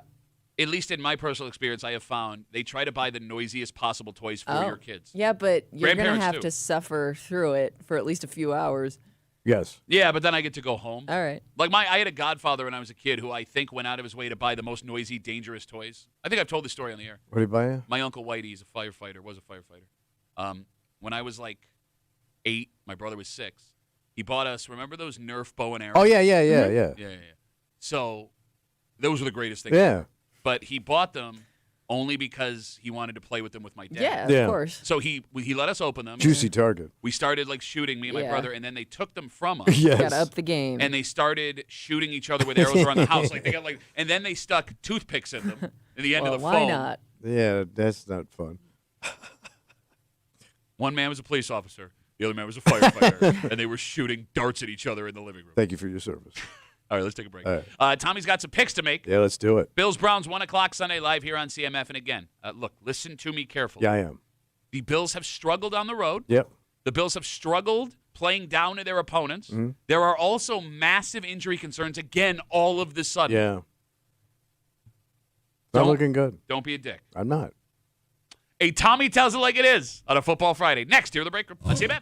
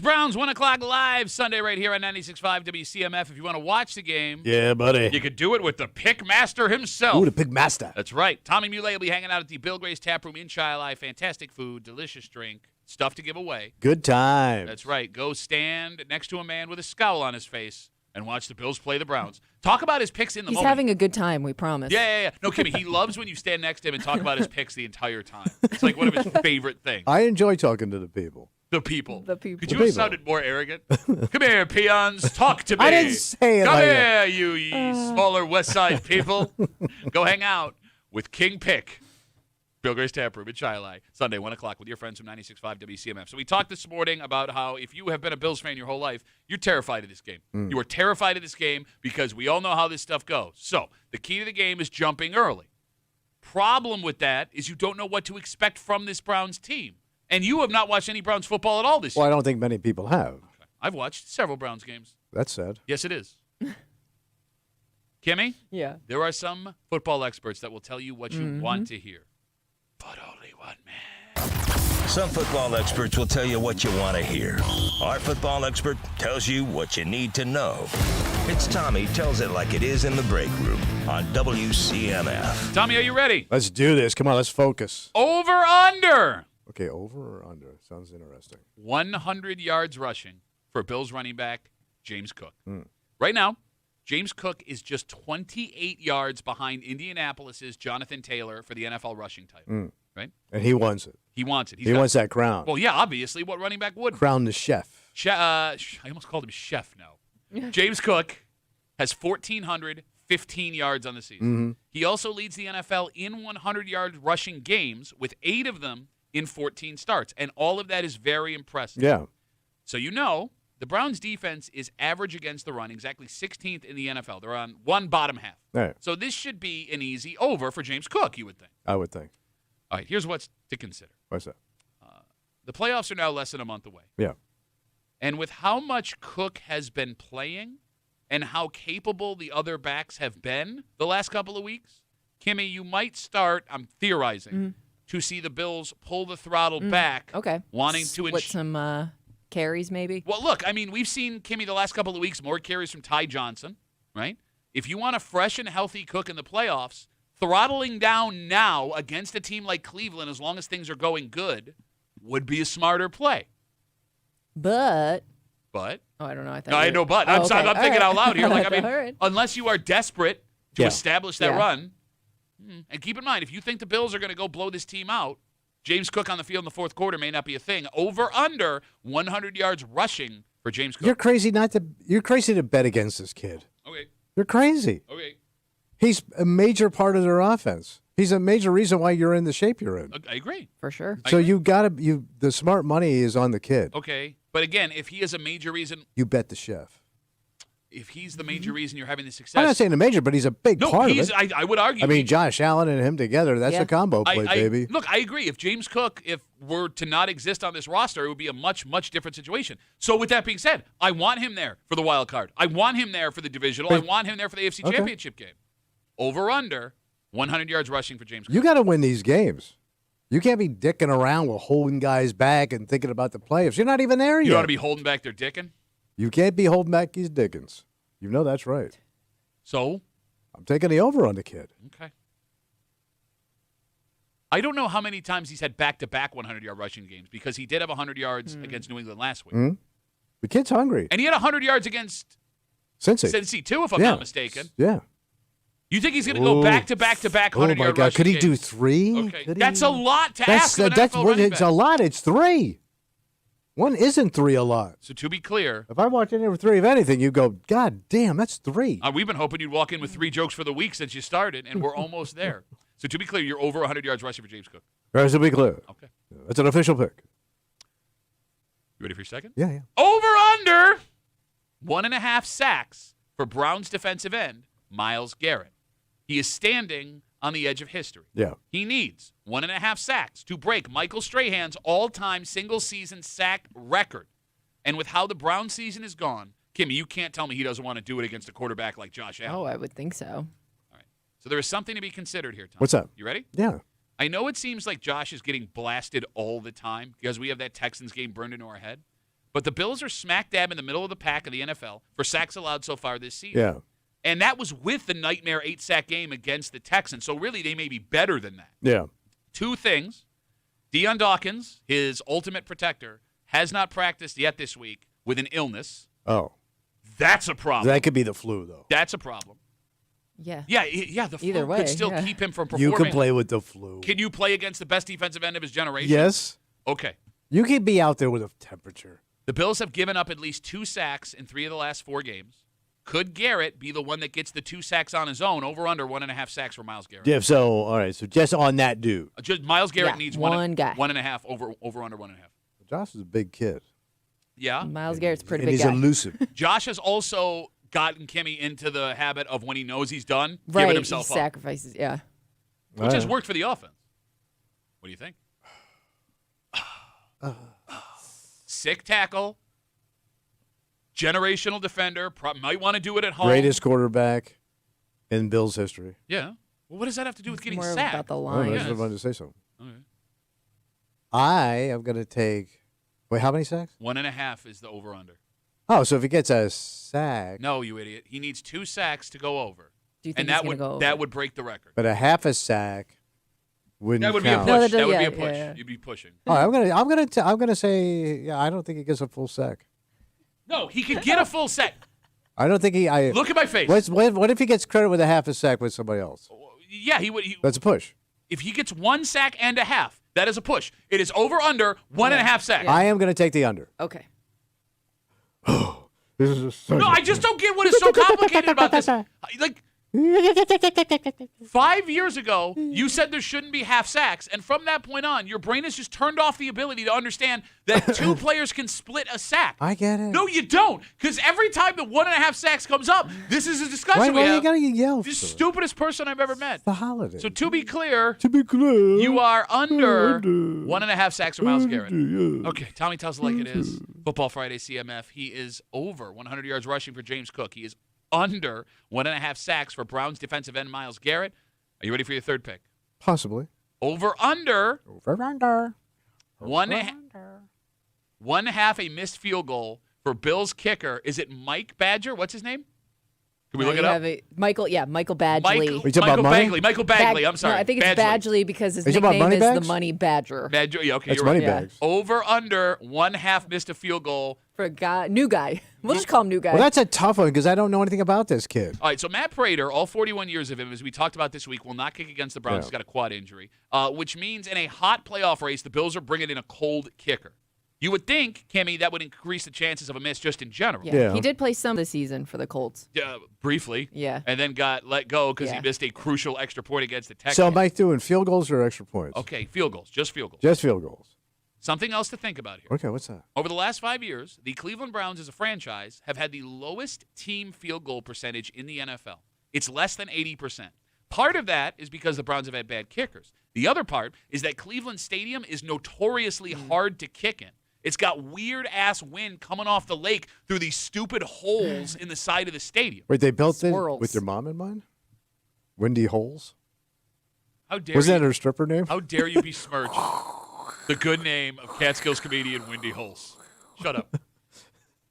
A lot of pressure. It is a lot of pressure on the that road kid. in a weird stadium for a kicker making his first appearance for a team that needs this But I game. mean, he does kick. I mean, this isn't a rookie kid. No, this he is a did veteran. kick. He kicked so poorly he was let go from the Colts. Okay. Over under 1/2 a missed field goal for Michael Badgley. So an extra point doesn't count. No, if Okay. he can It miss has an to be extra field point, goal. just a field goal. I could take a miss field goal. So you're going So to you take think he's gonna miss? over 1/2 a miss. Yeah.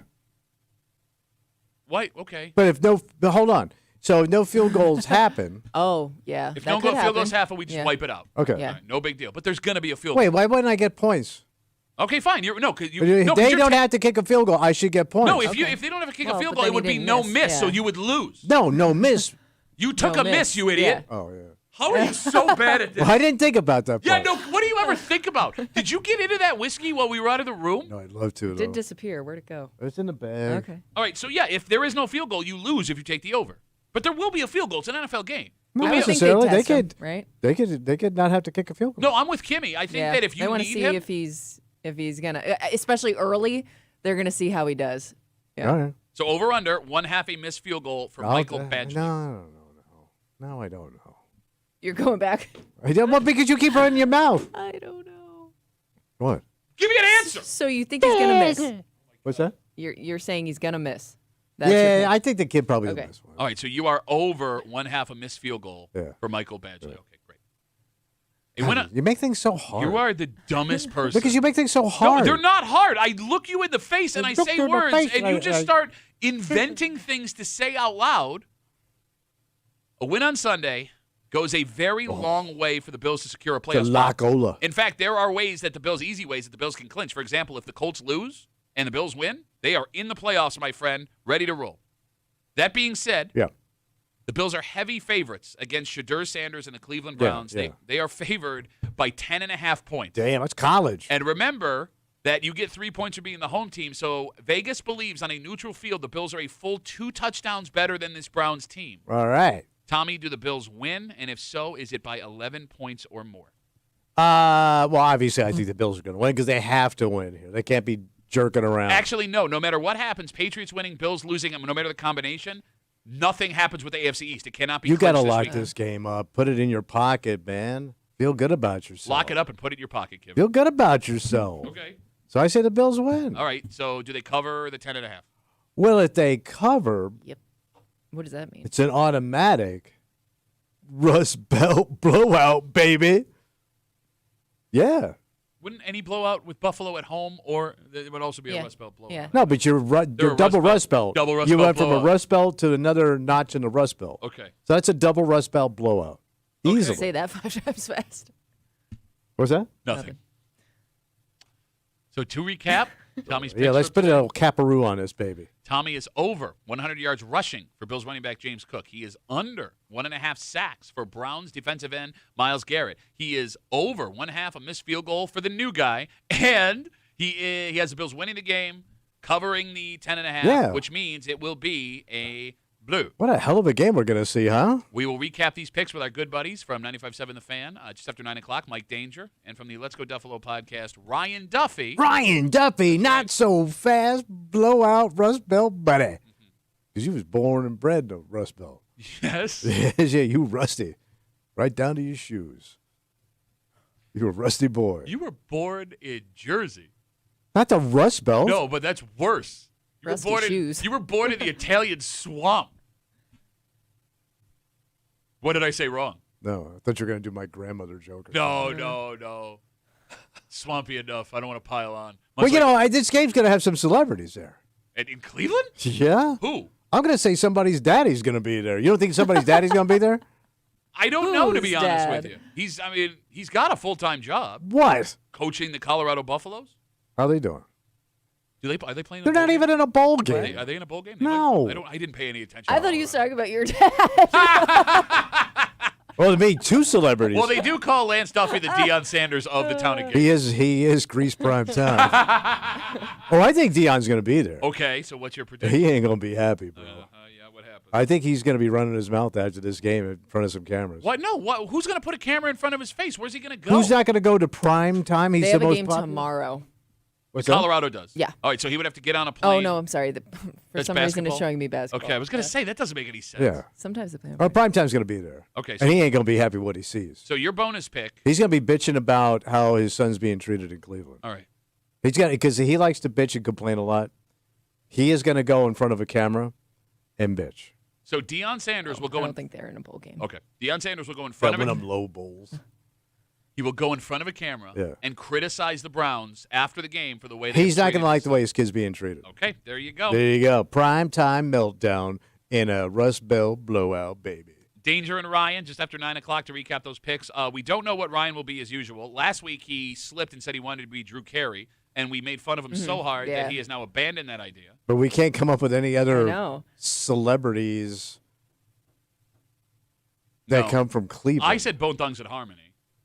You said no. Devo's from Akron. Does that count? Could he wear the... That's, it's a suburb. Yeah, right. He could wear the hat. Whip it! Whip it good! Boom, boom, boom, boom, boom. No, there's more celebrities. Paul Newman's from Cleveland. Yeah. How do you be Paul Newman if you're Ryan? I don't know. You don't. He could be never bought the dressing of Paul Newman. Yeah, he indulged too much in his dressing. He could be blue come in cheese as Paul dressing. Newman. Somebody had a prediction this morning. What's that? Talk show what host was it? Phil Donahue Oh, was apparently yeah, from yeah. Cleveland. Is he from Cleveland? I didn't Yep. know this. Is Apparently. that true? Okay. Okay, all right. Well- but again, he doesn't look anything like Phil He Donahue. doesn't look anything like anybody Yeah. he's been. Yeah. We'll all find out together just after 9 o'clock. A recap of Tommy's picks here on a Football Friday on CMF. All right, let's take a break. Yeah. The internet's a cesspool. Well, not all bad, is it? I don't mean to sound like some southern preacher, right? Right. But like when it comes to social media, Yeah. it used to be like a fun community where people would just get together and Sure. talk about the things that they love. And now it has become adversarial all the time. Oh. So much so that a shocking amount of American adults say they have now experienced this in their lives online. And Doesn't sound good. We'll get into it next here in the break room on CMF.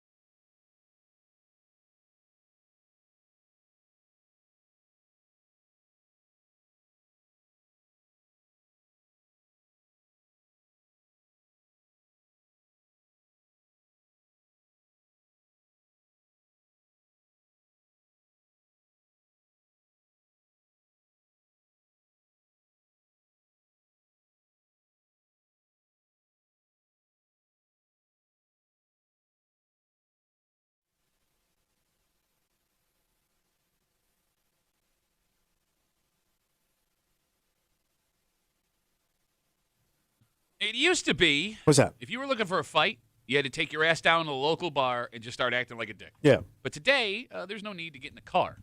All you have to do is jump on social media, and there's plenty of people willing to fight with you as long as you like. Yeah. But sometimes it feels like you can't post a single thing without some douchebag showing up with something to say. And when you look at the information we have in front of us, it might be enough to make you want to swear off social media forever. So what happened? You're hanging out in the break room, Rochester's Classic Rock 96.5. WCMF, a recent study shows over 4 in 10 American adults say they have personally experienced online harassment. This, according to the Pew Research Center. And they break down the definition of online harassment in 6 ways. You ready? Okay. 1, offensive name calling. 2, purposeful harassment. I don't know what that means. 3, sexual harassment, sustained harassment, stalking, and actual physical threats. And I want to point out here, this is not people. These are adults. Okay. 4 in 10, over 4 in 10 American adults. This does not include the high school kids that are always wrapped up in drama. We are talking grown-ass people with car payments and a lawnmower and all that stuff. Yeah. And, Tommy, these numbers are up.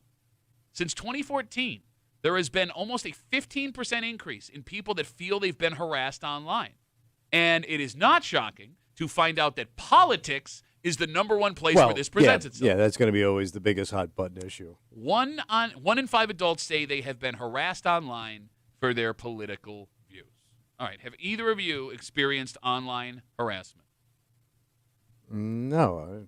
I mean, it's hard because doing this show, we see it all the time, right? I mean, like, no, everyone just writes me and tells me how great I am.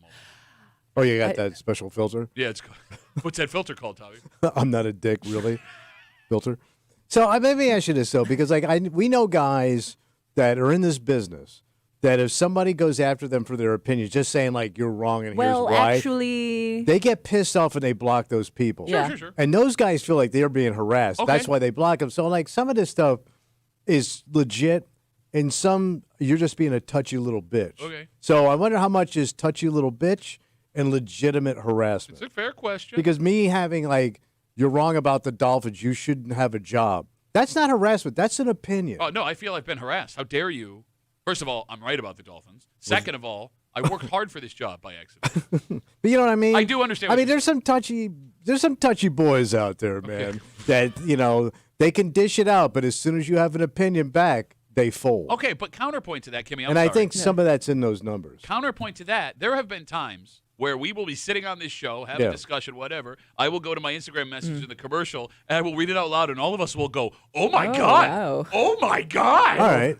But, Kimmy, you were going to say, I'm sorry. well, it's always I get doing that to a stranger because this is somebody you may never see. They don't know who you are, so you feel a little bit more bold about attacking something they said. What always blows my mind is if I see 2 people going back and forth that I know each other, will run into each other, see each other in person, and I'm like, man, what's like your in-person interaction like, you know? Well, it's like that Shakespearean idea, though. They feel like Like they have you a were mascot. friends initially on Facebook for a reason, No, right? You're right. So I have 2 relatives right now that are not talking to each other about politics. Okay. And it's only on one side. So my brother is really on the right, and I have a niece, my sister's oldest kid, who's really on the left. Okay. So my brother, who doesn't like her opinions, she's not even talking to him. She's just talking in general. He doesn't like her politics, and he blocked her. And you don't think she knows that he blocked? Oh yeah, she finally gotcha. figured it out. Okay. But he's offended by things that aren't even directly at him. Just something she's sharing. Right, but he you know what I mean? So that's not harassment. Okay, but there's a difference. That's you being a touchy bitch. You're right, but that wouldn't count here because there's a difference between. But he thinks he's being harassed. Okay. All right, fair enough. Because when I talk to him, fair enough. He feels like he's being targeted. His party is being attacked. Okay. All right. You know what I mean? No, I get what you're saying. Which is fine. You're allowed to attack each other's party, but chill, man. To put that on a T-shirt, sell the rock shop. Chill, man. Yeah. 252 WCMF. Again, a new study from the Pew Research Center says that over 4 in 10 American adults say they have personally experienced online harassment. And sometimes it does feel like social media is a cesspool of the worst of humanity. Yeah. And with this information that almost half of American adults feel they've been harassed, it makes you wonder why social media is so popular. Because we don't need it. Nope. Yet we pop back on every day. Addicted to it. But, Kimmy, to potentially take a beating. Yeah. But it's also a release for people that want to get things off their chest. But it's not when that stuff is coming right because back at you. Because it could be like 20 great comments, like, you look great, you look great. hey, that your shoes don't match your outfit, and that one comment is gonna get to you, and it's gonna linger and fester, and you're gonna hate that person. Like, you will see people, Kimmy, who complain on Twitter and Facebook and Instagram about being made fun of or name called or threatened, and then that same person, Tommy, a day or two later, will do the exact same thing to someone else. Yes. It is mind-blowing to me. We know people that fight racism every day. We do. That if you say something about and their ethnicity, they get very upset and will defend it, and they should. Sure. Those same people will be racist towards another group of people. Oh, yeah. And they do not see that as racism. Yeah. Right? Yeah. And I would love, man, this would be the greatest thing. I wish my father was still alive. I really do. Not because I want to see him again. I would love to watch him be on social media now with his hot takes on everything No, from you wouldn't. sexual. Oh, no, No, you because he wouldn't. would be on fire. Because he could hide behind the internet. Yeah. Well, I don't know. Your father. Yeah, He was pretty open to begin Exactly. with. The stories you tell. But, man, you give him the world to go after, he would be like a pit bull in a ham store. We got Instagram messages coming. Pitbull in a ham store? Yeah. How'd the Pitbull get in the ham store? Well, he had a key. I guess he knows people on the inside. Duffy at WCMF, easiest way to get us on Instagram. Nisa writes us, politics, not gaming. You can't hop into a match of League or Call of Duty without getting called a slur or hearing all the things your mom did. And being a girl who games, ... she must have run out of things to say. Oh, I get what you're saying. Yeah. A lot of horrible things. But I also think it's an outlet for people. I don't think it's all bad. I think listen, man, these people are out there. And now you know where they are. Okay, but because you don't. this has always been here. All right. These feelings aren't new. These beliefs aren't new. But at least people have an outlet. All right. I mean, it's better that than rooting in a I don't lonely. know though, but does it create more? What's the word I'm looking for? It becomes an echo chamber, and I think that only builds the tension, and it carries over to in-person interactions. That was one of the most old man takes you've ever had. Oh, they're just out there blowing off steam on the internet. I think it makes it worse. All right, look, there have been lots of stories the last few months of stuff that started as I haven't people seen a damn thing. talking on social media that ends up in a legitimate tragedy. They never bring it up. 14% of adults in this study said they've received physical threats online. I do wonder how many people are actually scared of a person coming and finding them after a disagreement. I would think so. Because it wouldn't be hard It's to find alarming. most people. Yeah, they already know your name and some information about you. Half the people I know pin where they are on all their social media pages. But those people are never going to come after you. The Okay. person that's going to come Shut after up. you, you're Shut never up. going to see coming. Yeah, bro, it's an imbalanced person with an act to grind. They could find you easily. I think that's a bad take. I've got many bad That takes. is an old-ass I feel like I'm being Pittsburgh harassed right now.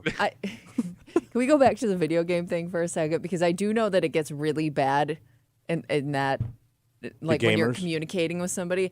And it always blows my mind because the likeliness of you talking to like a 13-year-old kid. Yeah. And you can't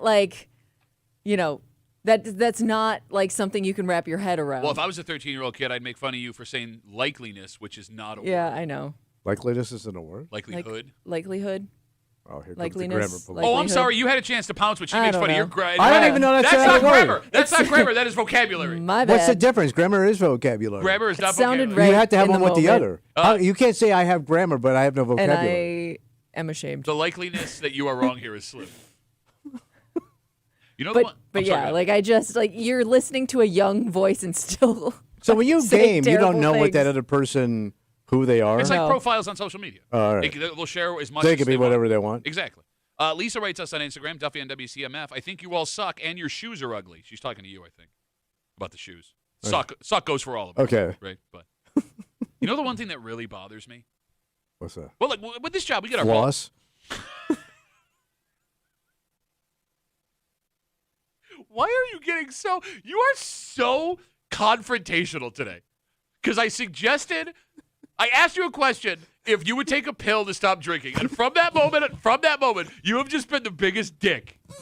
The one thing Well, you should like me. The one thing that really bothers me. Look, with this job, we get our balls busted all the time on social media. It comes with the territory. It's no big deal. In fact, like we said, most of the time, we will read these things and howl with laughter, right? It's the you never know when it's gonna like deeply affect you, and sometimes it's about the most random thing. that's not even necessarily a personal thing. Oh, that's not it. Yeah. Look, Tommy and I have said before, we've been on the road. There is nothing you can say to me where I'm going to be like, oh my God, I am hurt. What really makes me cringe and feel uncomfortable, Kimmy, What's that? is when a guy says something awful to me and the picture of his avatar is him with his kids. Oh, yeah. You know what I'm saying? You put your kid's face on that. Yes, and it's not just that. Like, if you are willing to say that to me, Kimmy, a total stranger, my thought is, what are you saying in front of your kids? What are you teaching your kids? Sure. Like, I see these things, and these poor innocent kids, they don't have a chance. Yeah. They don't have that a is chance. Bad. Yeah. Right? Like, Jesus, man. Ah! There's also been a couple of times What's that? where, there are a handful of people throughout the 15 years we've been doing this show that, like, really, really will, like, here's why you're sucking. They'll say awful things. Yeah. And then all of a sudden we'll meet him in person. Yeah. Right? Mm-hmm. Like, that's the guy that had all that stuff to say. Yes. But they never have anything to say when they're standing in No, front because of you. they're not hiding behind the internet anymore. But it's so interesting. But it is weird because they'll show up at events. Yes. But then they're just, hey, what's going on? We had one guy that used to light us up all the time, then wanted to get a job here. Yes! Oh, my God. We had Thank you. one guy that says, your show sucks. Radio is dead in this town. You all have no talent. Yeah. Then he literally reached out to me and goes, hey, man, can you help me get a job at CNN? He's not kidding. He's not kidding. Like, that's how disconnected that Yeah. dude is. But then you sit here and go, well, those people are totally... No, that is an unhinged human being. Yes, but now... But they're out there. Yeah.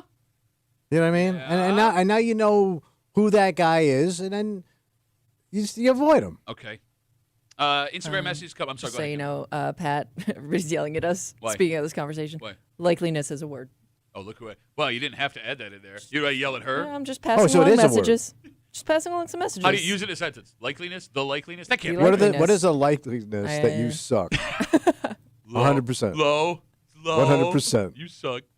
Zach writes us on Instagram. He's defending your take here, Tommy. Right, sir. He says, Tommy's take is not completely wrong. They say the country is the most divided it's ever been. Social media has become a place for people to argue and talk about politics, but before that, most people kept their opinions to themselves or inside the home. But now it's a click for everyone to see. All right, I get what he's saying is like It's always been divided. No, I agree with you. But the difference now is when it was divided back in the day, short of some insane person who was going to wear a T-shirt with the worst thing you've ever seen in your life on it, with what they support, you could have a friend and be unaware of where they stood politically. Yes, that is true. You could have a coworker. We had no idea how divided we always have been. Yes. Now you literally have mile markers to show you where these people are. Exactly. And I think that's a good thing, personally.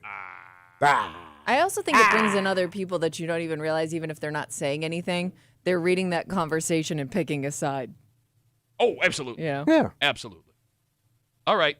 Let's take a break. Everyone, just be cool, man. It's holidays. Just enjoy and don't take yourself so seriously, right? Well, yeah. Yeah. That's kind of the motto we live by here. That's right. Right? Yes. How could you take yourself seriously with I all don't. the stuff you say? You do, though. You do. Because you're all mad today because you take yourself seriously. Because you got your bee in your bonnet and some in your underpants. Bee in your got a bee bonnet. in your bonnet. You got your underpants and a frill, and everyone's all upset. And this is going to make more people upset. What's that? Look, this is a responsibility at your home. Oh. Even though this responsibility has nothing to do with you. You don't own this property. Yeah. Yet, if you don't take care of it, you Yeah. could be in serious trouble. I had to maintain it. You got it. And we'll get into it next here in the break room on 96.5 WC.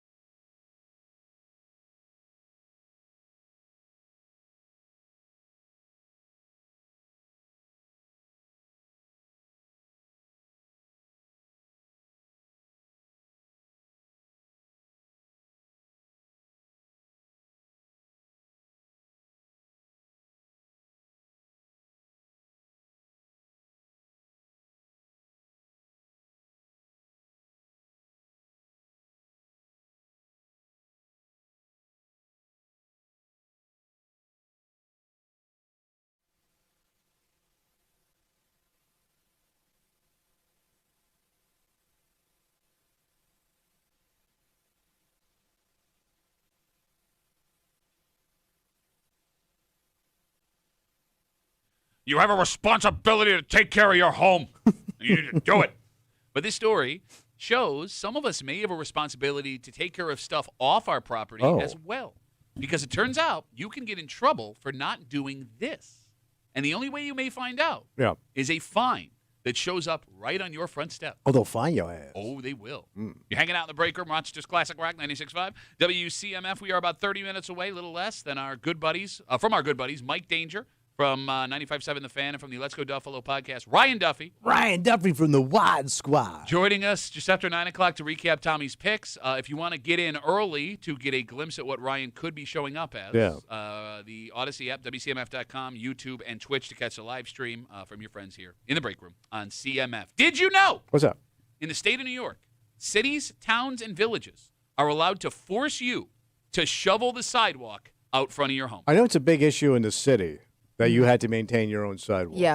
Yeah. You had to shovel them and clear them out, all that stuff. So it is up to every individual municipality how they want to handle it. So folks have decided to look into what towns, whatever. Yeah. And again, it's totally state.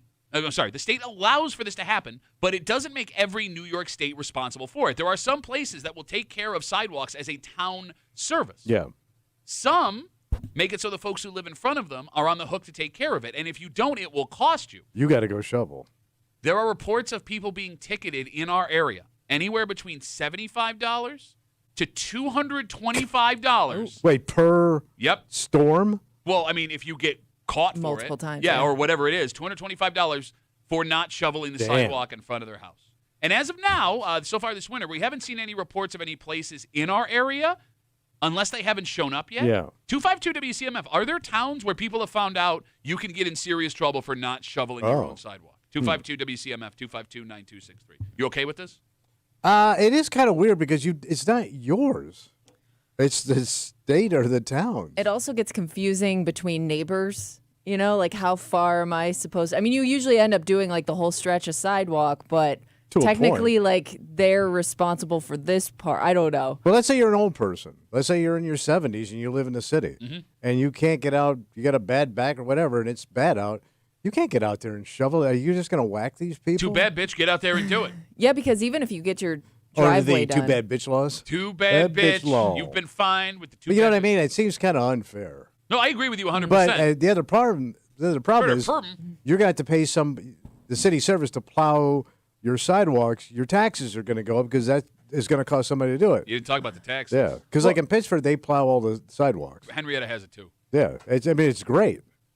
They salt them. They're beautiful. They're heated. There's like beverage stands, open bar. So nice. It is weird because technically in the city we are responsible for our part of the sidewalk, but I see those sidewalk plows. Oh, so they do have doing it every now and then, but it seems random when those are out. Those look like fun to drive. They do.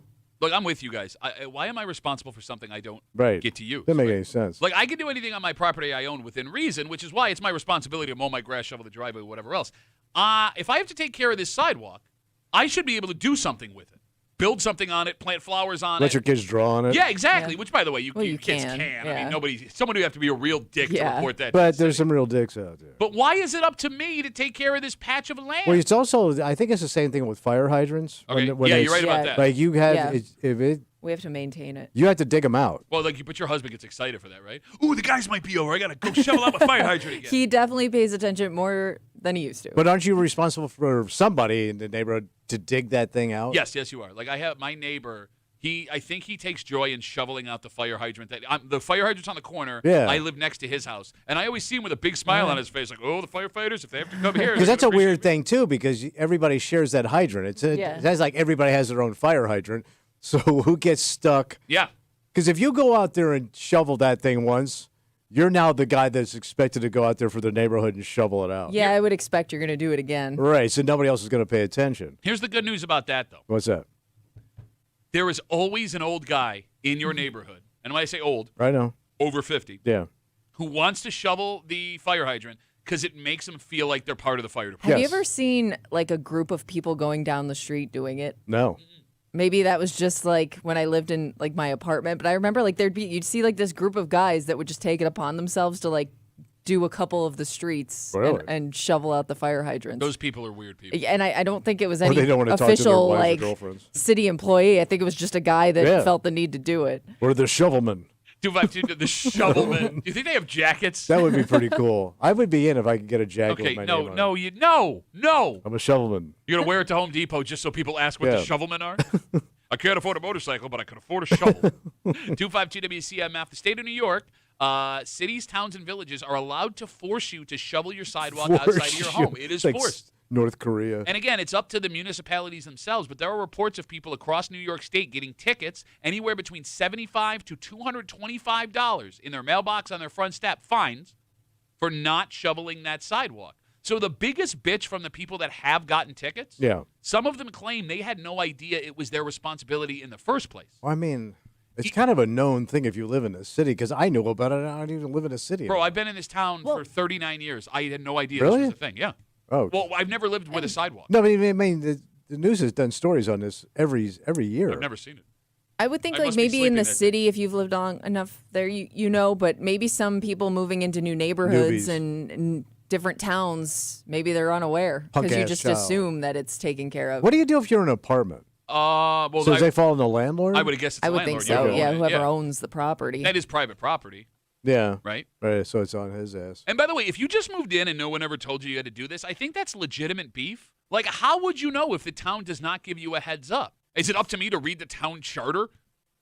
I guess it's buyer beware, right? You bought the house, you should know these things. Okay, but like, in all sincerity. I mean, you're right. I mean, they should give you like one mulligan, one season. Like I didn't know, so next year I know. But it is like silly. a warning. With all these little town and village rules, whatever, like when you move into a new place, how many people like go over the rules of You the don't. place they move to? But they kind of, you got to remember too, man. It's a nice money grab for these towns grabbing these fines if you don't know.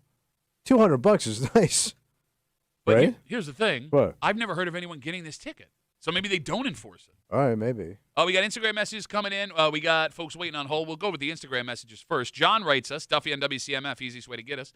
Says, I live in Henrietta like Duffy. They plow our sidewalks, but I'll shovel it before the plow comes because they don't get down to the pavement like I like it. You're a psycho. Okay.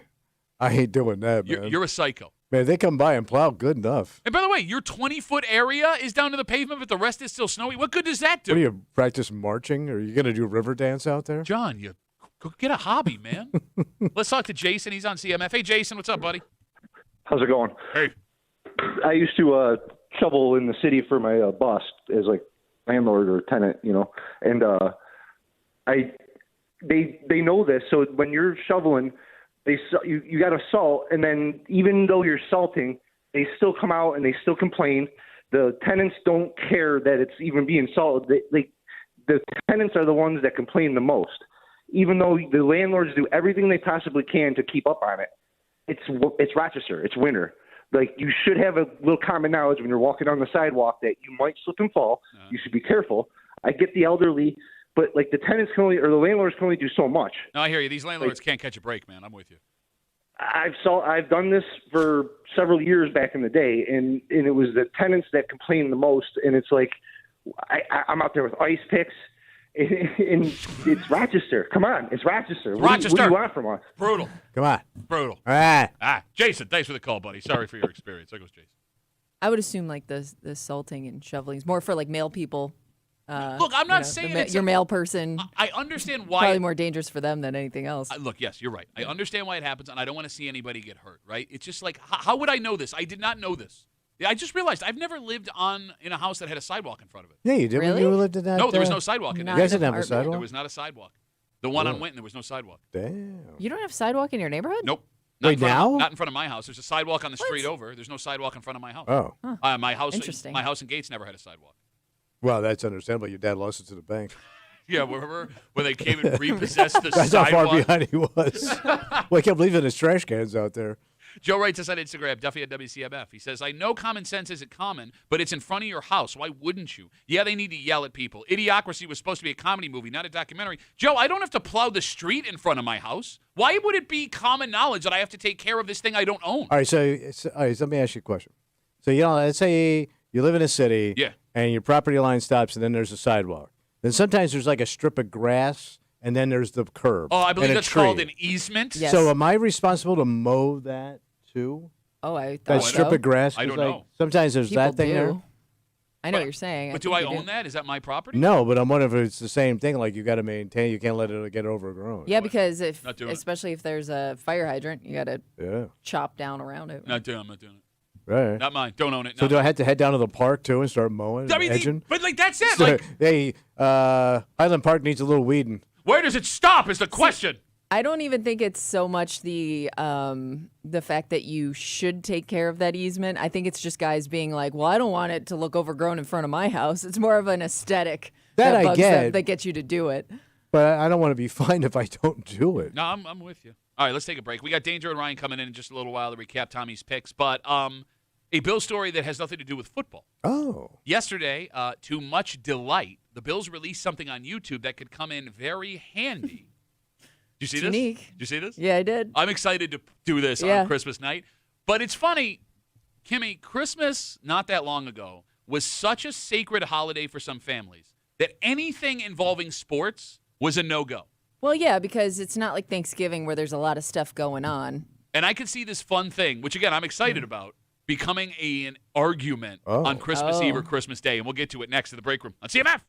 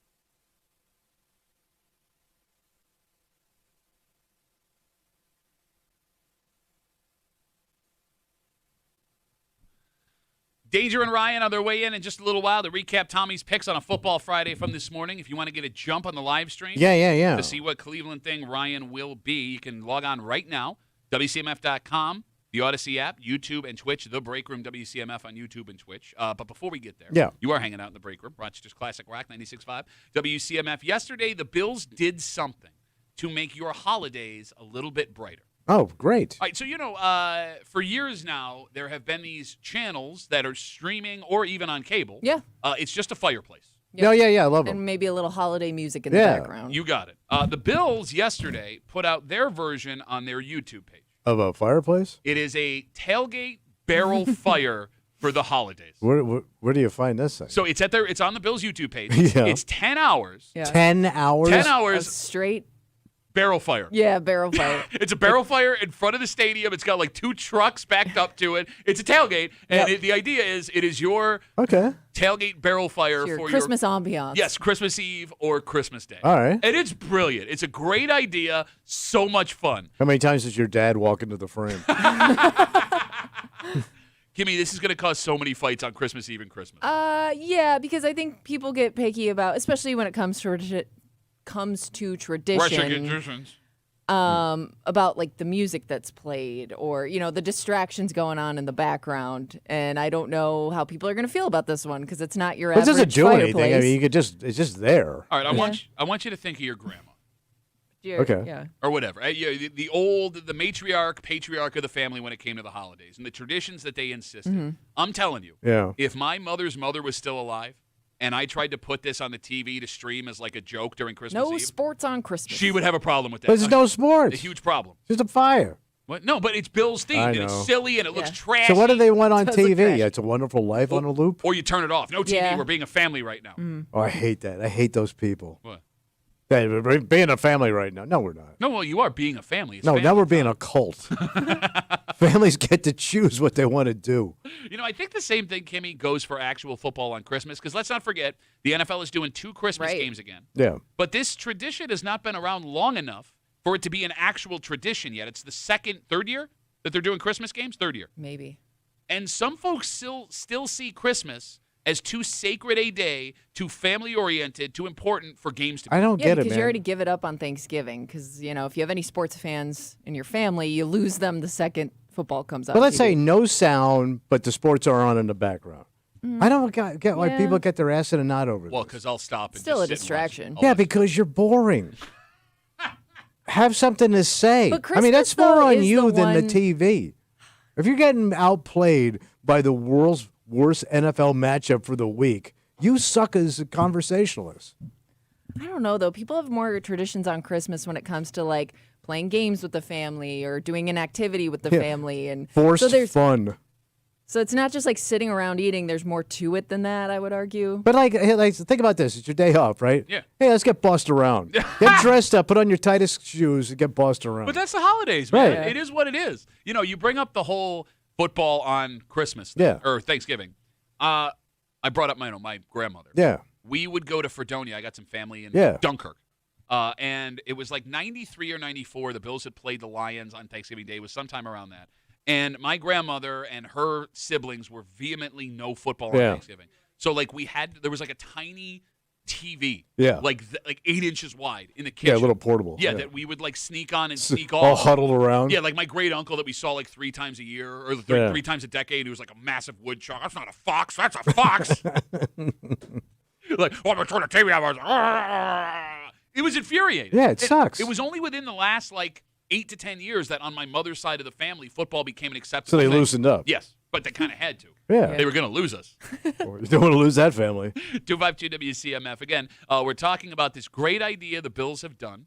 It's a tailgate fireplace for your home to put on the TV in the background. It's a barrel fire outside of the stadium, much in the same vein as just the regular fireplaces. But this will be a problem. As we talk about the Christmas Day games. Yeah. You brought up the worst games of the week. Yeah. The NFL got screwed on this. Yeah, you said pretty bad matchup. Well, like in the beginning of the season, it sounded like a great idea. You've got the Cowboys versus the Commanders. Okay. Right? The Commanders played in the NFC Championship game last year, and, divisional matchup, Cowboys are America's team.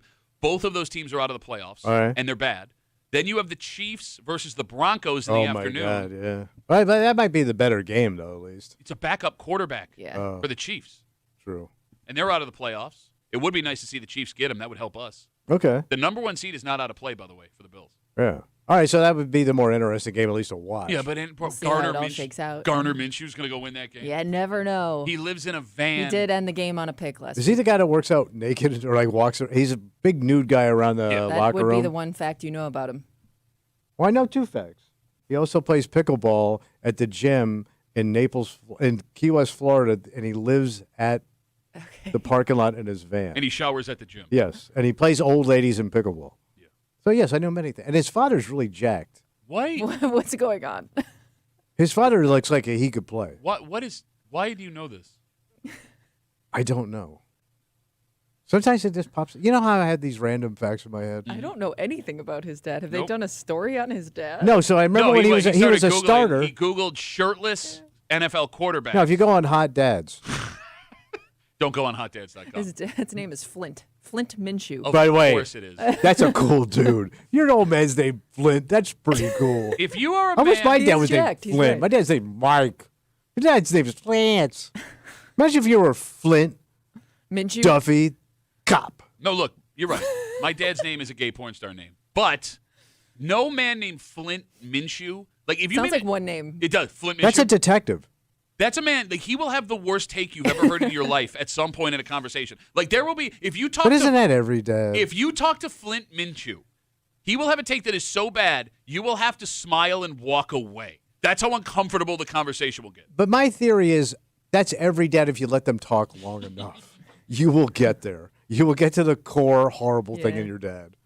All right. So if you are looking to have the Bills Tailgate Fireplace, it's on their YouTube page. Just stream it there and let it roll for 10 hours. I got to check it out. And go get yelled at by Grandma. Mm-hmm. All right. The boys are here from 95.7 The Fan, Mike Danger. From the Let's Go Duffalo podcast, Ryan Duffy. Ryan is in the room right now. Yes. And do either of you have any idea what's happening? I do not. Okay. No, I'm confused. All right. Log on to the Odyssey app, WCMF.com, YouTube, and Twitch. At least he's not just being a fan of the team, it looks like. Okay. No, he came with accessories. I mean, this is pretty elaborate. We have props. Yeah. We will all find out, 1, how they feel about Tommy's picks, and 2, what Cleveland thing Ryan is next on a Football Friday in the break room on CMF.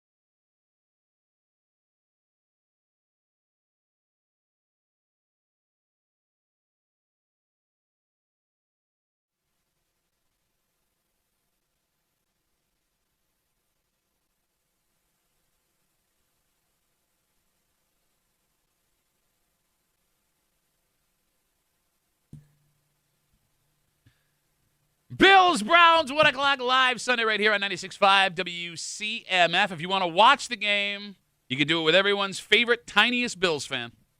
Tommy Muley will be at the Bill Grace Tap Room in Chili, 1 o'clock for the kickoff. Delicious food, fantastic drink stuff to give away. Oh, yeah, buddy. And a sourpuss man enjoying himself. You can break down Tommy's picks as the game is happening if you want to. Stand next to him the whole time and just break down his picks. Yeah, I would like that. Yeah. I like meeting the listeners and conversing. You're hanging out in the break room. Rochester's Classic Rock, 96.5 WCMF. Joining us as they do every football Friday from 95.7 The Fan. Please welcome Mike Danger. Good morning. Good to see you. Good to see you. Are you planning on robbing a jewelry store on your way out of here? Good to go for a run. Okay. Yeah, a little run, yeah. Gotcha. You look like every composite drawing of a man they're looking for in the park. This is my dad run uniform. I mean, this is the standard dad run uniform. I'm afraid he's about to show us his genitals. And from the Let's Go Duffalo podcast, you can log on right now, the Odyssey app, WCMF.com, YouTube and Twitch. The Break Room WCMF on YouTube and Twitch. Ryan Duffy. Hey, Ryan. There's a red moon rising on the Cuyahoga River. Rolling into Cleveland to the lake. Good morning. Does anybody have any idea? I have no idea who. Danger, do you know what he is? Randy Newman? Ryan Duffy. He nailed it. I didn't know Randy Newman was from Cleveland. He's not. 30 things about the Cleveland all the time on sail away. The best of the Randy Newman albums around. He is not from Cleveland. But he did an album. His best album is Sail Away, and it's like 80% songs about Cleveland. Okay. For those of you who may not know Randy Newman, just to catch everybody up, Randy Newman's most famous song. Oh, a hit. Well, no, it's not Short People. That's how old you are. Oh, it is? It would be this song right here. Oh, yeah. I was going to say I love L.A. Oh, yeah. Well, That's got to be I'm his biggest trying to bring hit. it along for everybody here. No, he's right. No, I Love L.A. came out 40 years ago. He's a programmer, man. I understand it. You're Have a you seen chuckle-ass. how he's doing lately? Why do you think he's in here hanging out with us? Fair point. He's about to show us his penis. All right, so Ryan is Randy Newman. Cleveland-loving Randy Newman. Right. We love it. There he is. Tower City. We love it.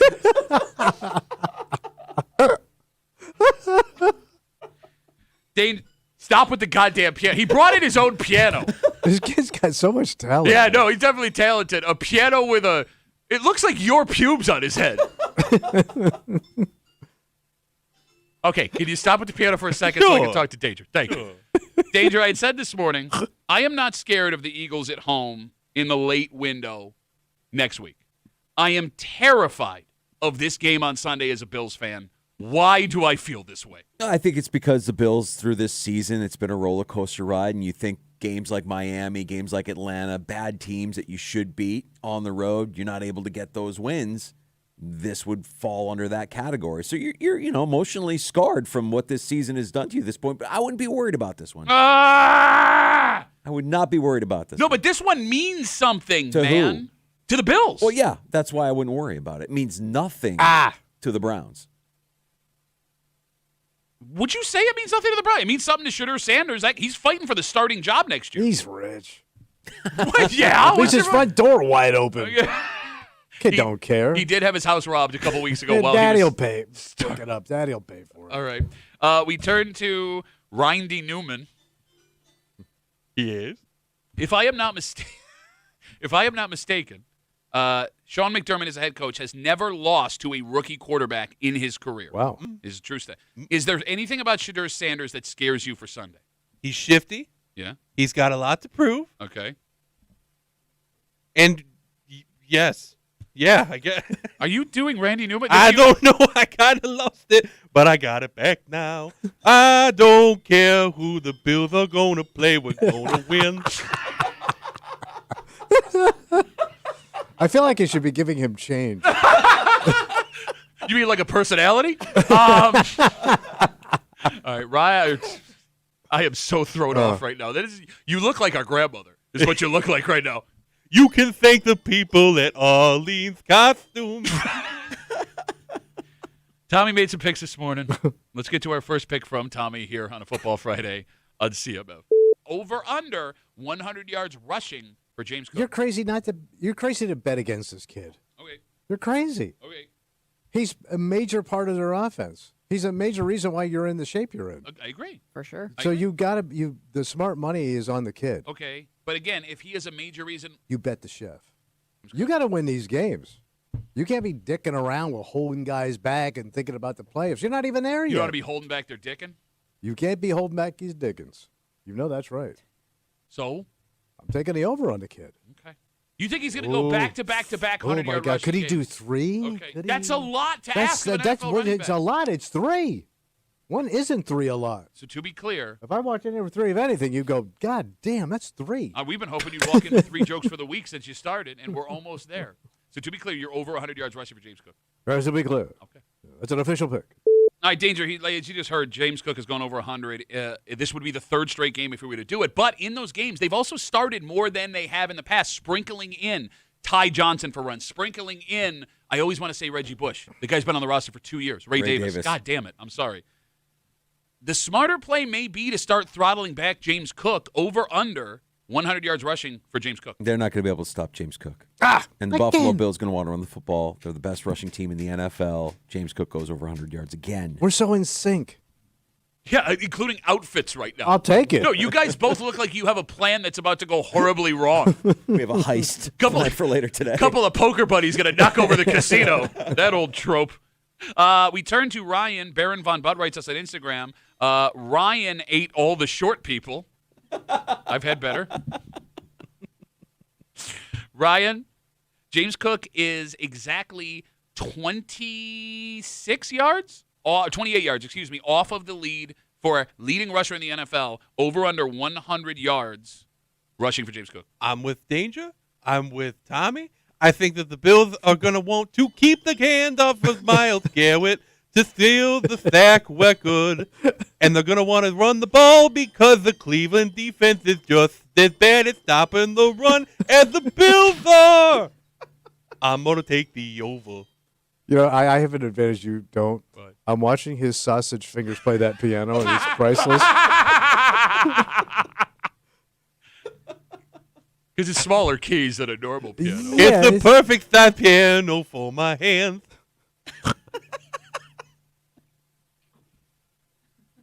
So everybody's in agreement then. Look at Going that. over on James Cook. Let's get to our second pick from Tommy this morning here on CMF. Over under 1.5 sacks for Myles Garrett. Yeah, so, all right, so just on that dude. Just Myles Garrett needs one guy. 1.5 over under 1.5. I am going to take. Wait, how many sacks? 1.5 is the over under. Oh, so if he gets a sack. No, you idiot. He needs 2 sacks to go over. Do you think And he's that gonna would go over? that would break the record. But a half a sack wouldn't That would be a count. push. No, that would be yeah, a push. yeah. You'd be pushing. All right, I'm gonna say, yeah, I don't think he gets a full sack. No, he could get a full sack. I don't think he. Look at my face. What if he gets credit with a half a sack with somebody else? Yeah, he would. That's a push. If he gets 1 sack and a half, that is a push. It is over under 1.5 sacks. I am going to take the under. Okay. To be clear, you are under 1.5 sacks for Myles Garrett. Okay. Joey writes us, as we turn to Ryan, he writes us on Instagram, you know what Ryan doesn't love? L.A. weight loss. Could also gone with LA Fitness. Okay, who cares, man?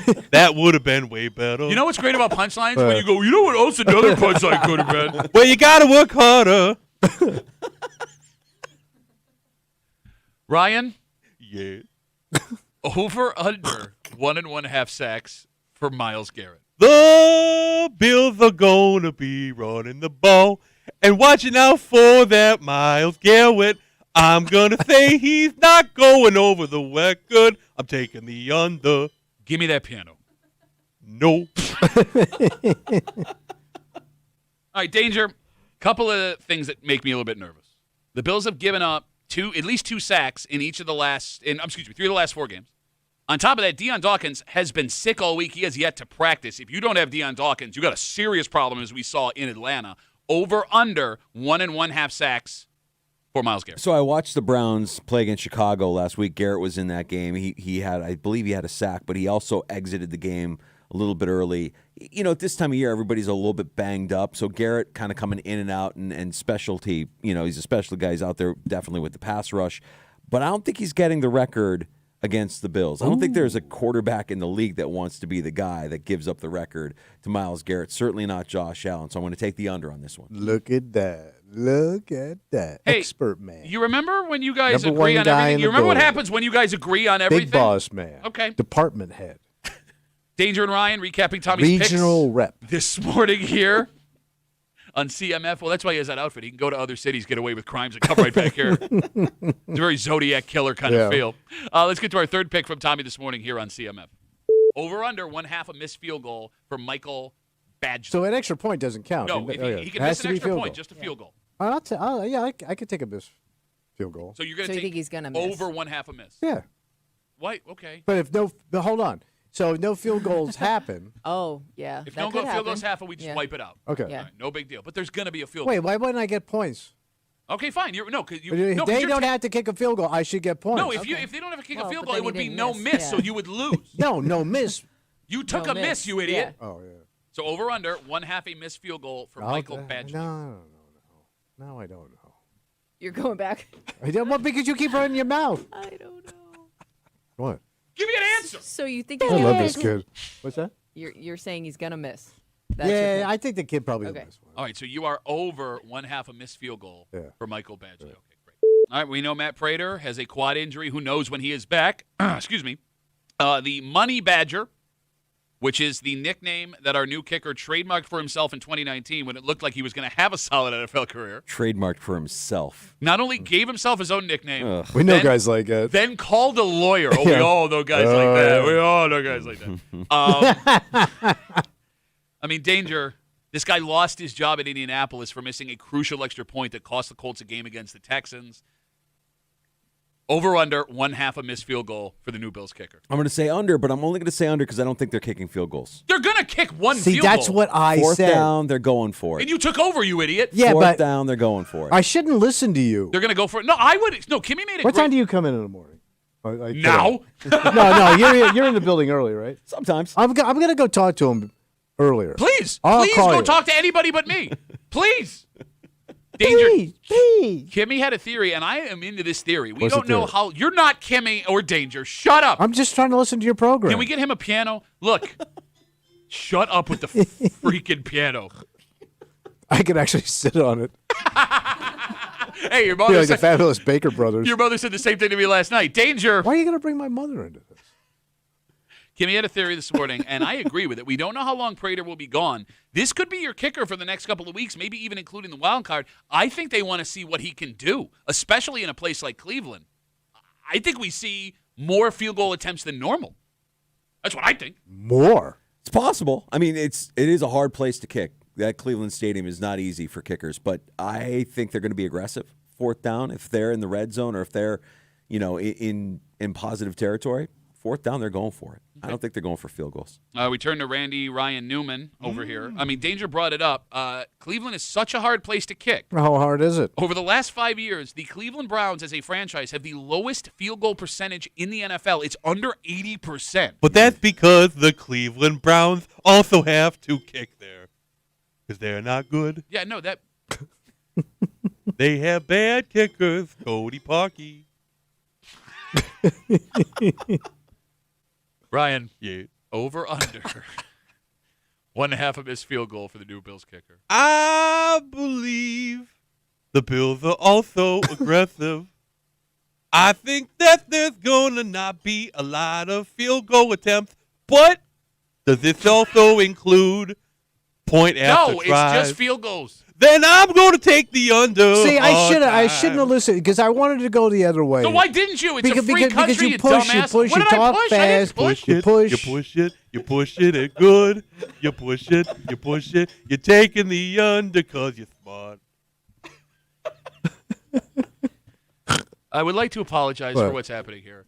I'm really enjoying this. No. I bought Sail Away when I was 17. What's that? It's the album that the whole reason Ryan is Randy Newman Right. is It's because of that album. It's a top 10 album in my life, Yeah. and I brought it into the house, and Ryan fell in love with that album. And had I not gone to the Record Archive on UCD Day and picked up a $5 version of Randy Newman's Sail Away, which is all based on Cleveland. Well, a lot of it is. But yeah. This would not be happening right now. You forget to mention that you also bought this piano for my kids. So you are manifesting all of this right now, you think. Nobody listened to your radio show.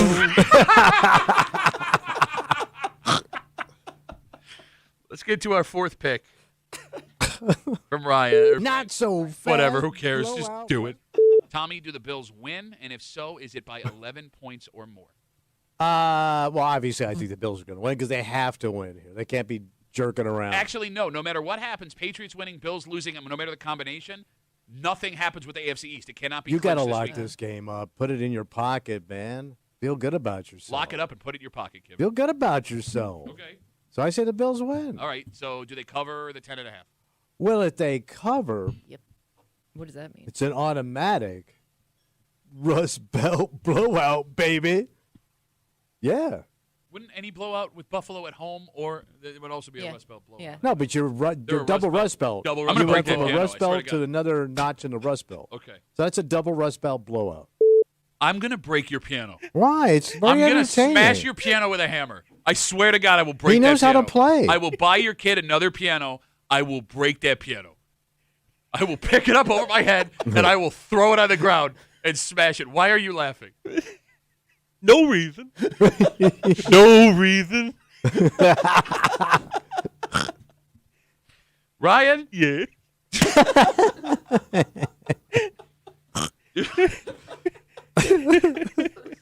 God, finally laughing. I'm glad somebody finds this funny. Ryan, Yes. do the Bills win this game? And if so, is it by 10 points or more? The Bills are going to win this game because they have the best player in the league, and he wearing 17.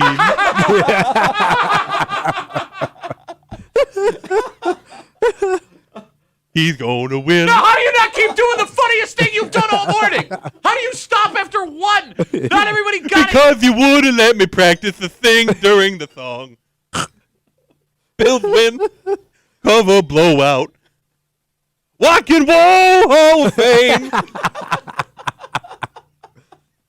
Cleveland Aquarium. Oh, God. Danger. Do the Bills win this game? And if so, is it by 11 points or more? They do. 28-10 Buffalo. Oh, my God. You really don't think there's a field goal? I 28. really don't think there's a field goal. Crush Ola. You know, here's a fun fact for everybody. The Bills have not lost a game in which they have scored over 21 points. The Bills have not won a game in which they have scored under 21 points. So it seems the magic number is 21, and you're good to go. Okay. But that is all season long. Yeah. You score 21, you win. You don't score 21, you lose. Yeah. Good day, sir. All right, let's get to our bonus pick from Tommy this morning here on CMF. Not so fast blowout Rust Belt, buddy. Well, you know, this game's going to have some celebrities there. And in Cleveland? Yeah. Who? I'm going to say somebody's daddy's going to be there. You don't think somebody's daddy's going to be there? I don't know, to be Who's honest dad? with you. He's got a full-time job What? coaching the Colorado Buffaloes. How are they doing? Are they playing? They're not even in a bowl Are game. they in a bowl game? No. I didn't pay any attention. I thought he was talking about your dad. Well, to me, two celebrities. Well, they do call Lance Duffy the Deion Sanders of the town of Gainesville. He is Grease prime time.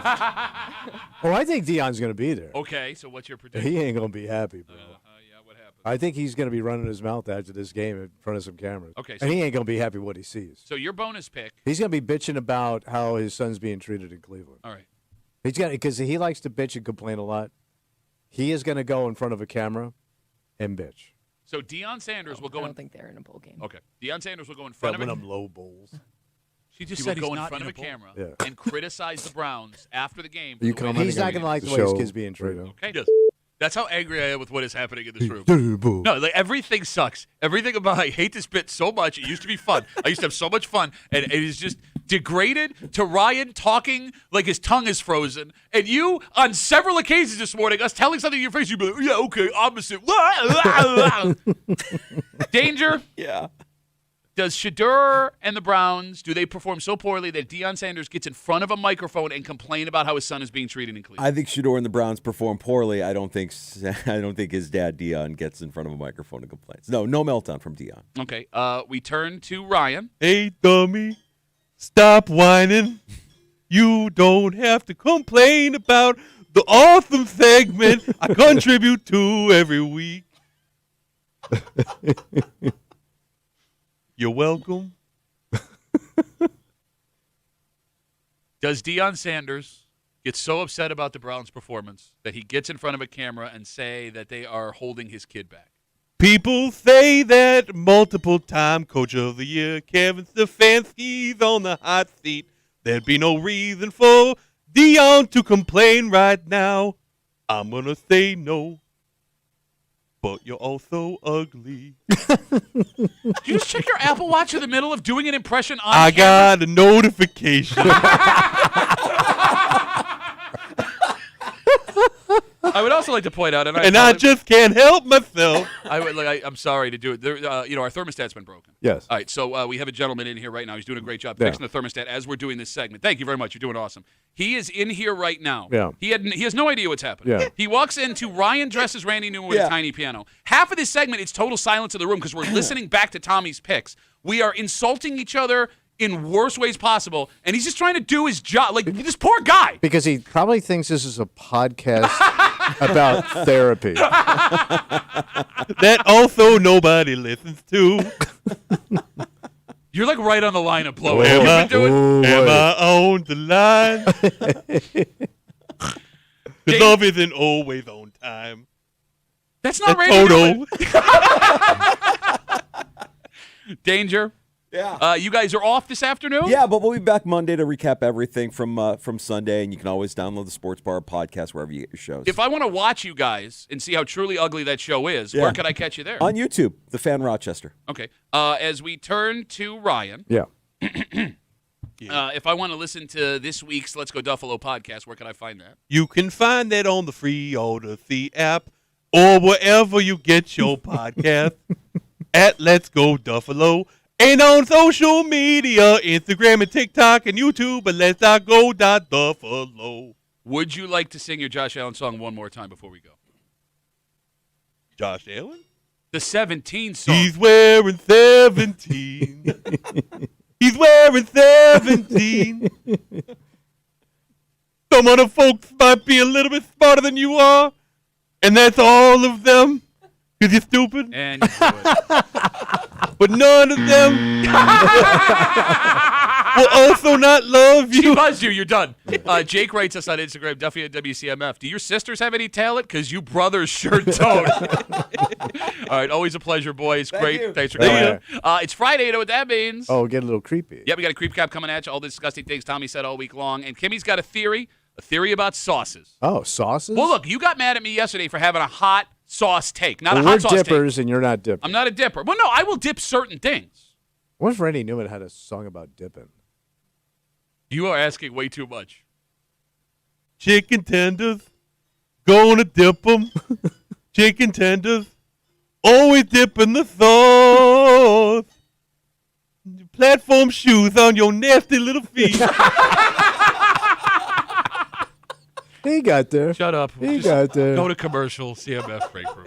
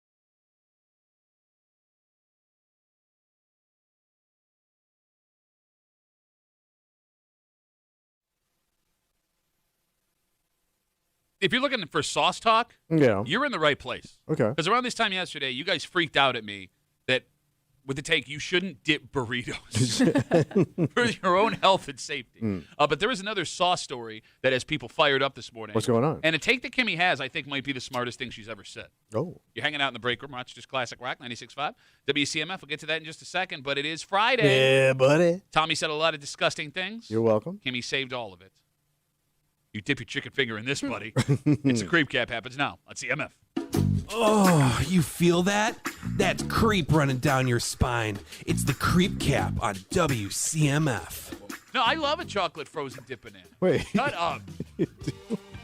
Teddy and I just teamed up. Really? Where's that? Yeah, we opened up a new little kiosk in the Metro. What's it called? It's called Uncle Teddy and Tommy's Chocolate Banana Sauce from the cruise ship. Tag team your mouth.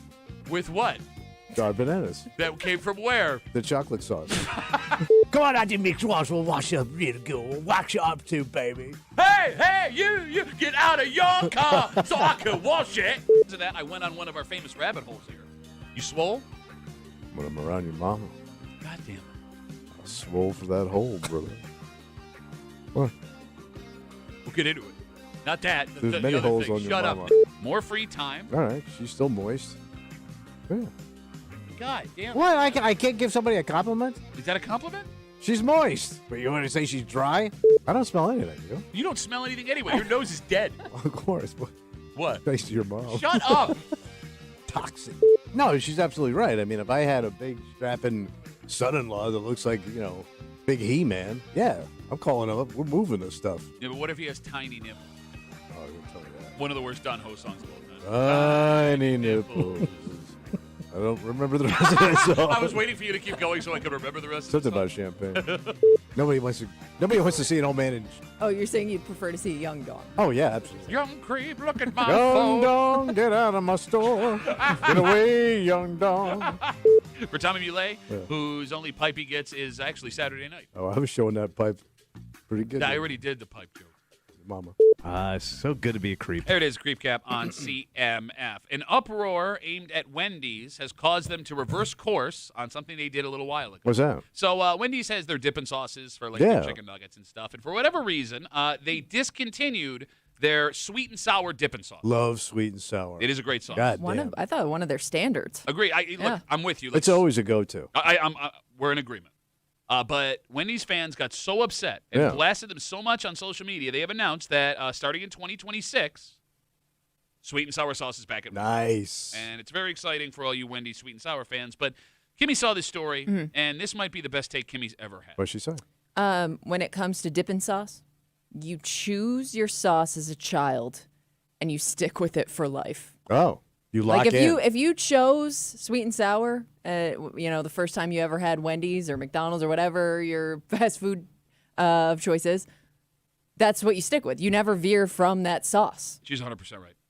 In fact, you convince yourself that you hate the other sauces. This is your go-to, and you try to convince other people why it's the best. You're right. There is active animosity against all It's other part of your sauces. identity as a child. You are 100%. Well, it's the sweetest of the sauces. We're not talking just sweet and sour. We're talking whatever sauce I you know. enjoy Some people first. are barbecue people. Some people are ranch people. Some people are honey mustard people. Did you just say sweet and sour is the sweetest of the sauces? Yes, it is. Yeah, it's in the name. Right. That's why a kid would love it. Coca-Cola, the most Coca of all the colas. Pepsi, give you a run for your money. Okay. Yeah, like if I was going to order chicken nuggets somewhere, I would have to go with my standard sauce. Which is? Sweet and sour. Okay, so we're all sweet and sour people here. Yeah. I'm surprised you're a sweet and sour person. I didn't think that technology existed when you were a child. It did, because it wasn't invented at the burger joint. It came from Chinese restaurants. Oh, was it really? So when you used to get your egg rolls, you got that duck sauce, which is basically sweet and sour sauce. Sure. That's where I first tasted that sauce. That's where I first tasted sweet with and sour your egg sauce. roll. It's behind the sauce with Tommy Muley. Yes. Yeah, so I knew it as something you got at a Chinese restaurant. No, like I didn't. And as a little kid, it's sweet. I ate it up.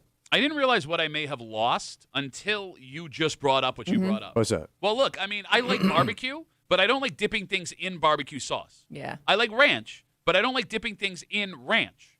And Kimmy, maybe it was just luck that I tried sweet and sour that was the first sauce that I tried. As a kid, that was my go-to. Like my entire personality could be different if I had only tried barbecue sauce. Because every now and then you'd be with like another kid, who like ordered something different, and you'd be like, "Wait a second, what are you doing?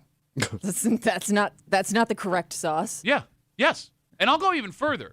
I would argue if you are someone who picked sweet and sour sauce as a child and grew up with that, you've been at a disadvantage your entire life. Why is that? Well, because it's standard to have barbecue everywhere. You walk into somebody's house, they have barbecue sauce. You walk into someone's house, they have ranch.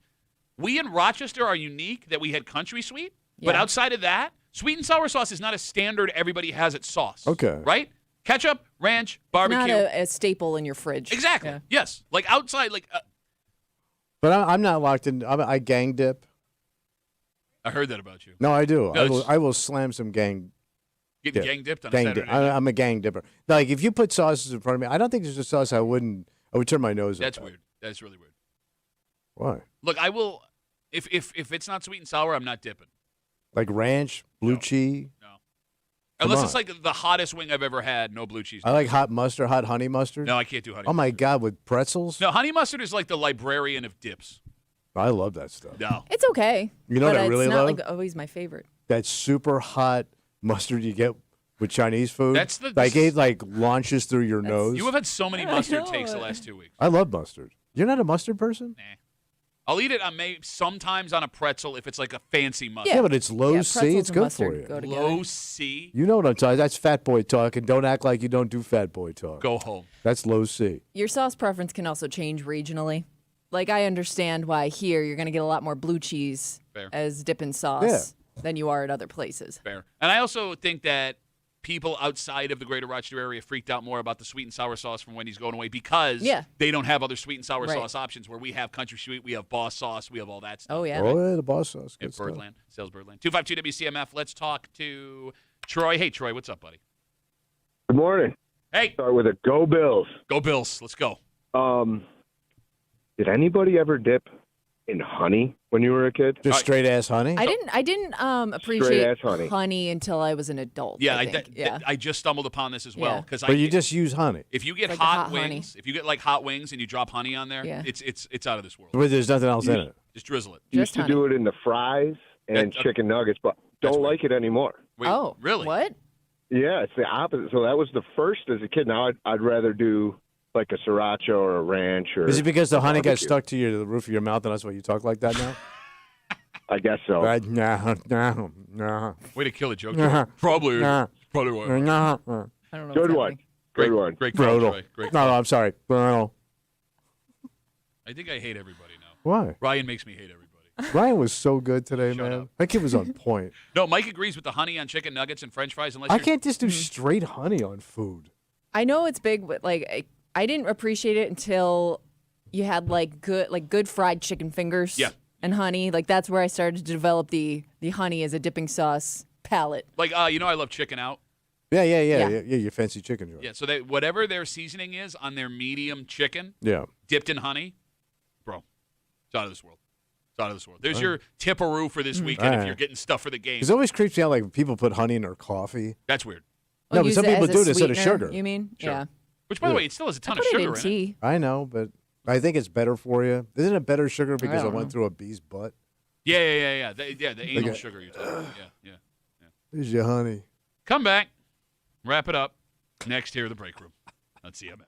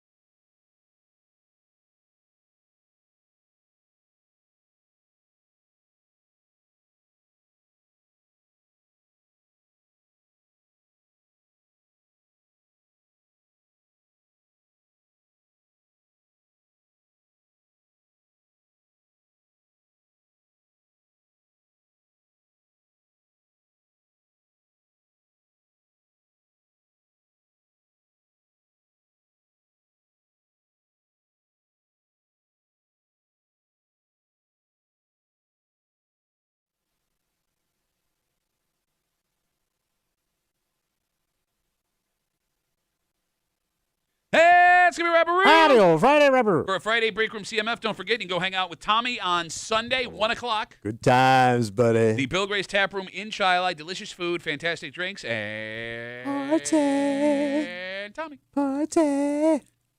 Don't do that. Party. Hey, you're taking the party away. You're making the party go away. All right, go see him on Sunday. Go Bills, 1 o'clock Sunday live here on CMF. We are super late. We got to get out of the way. For Kimmy, Yep. You got a friend in her. Yes, you do. Yep. Always. But do you want it? For Tommy Muley, with his nasty little shoes and his nope, damn it. Can't remember what it was. Nasty little platform shoes for their nasty little feet. That's Yes. what it was. Yeah. My name's Pat Duffy. We'll see you next week here in the Break Room, 6 a.m. on 96.5 WCMF.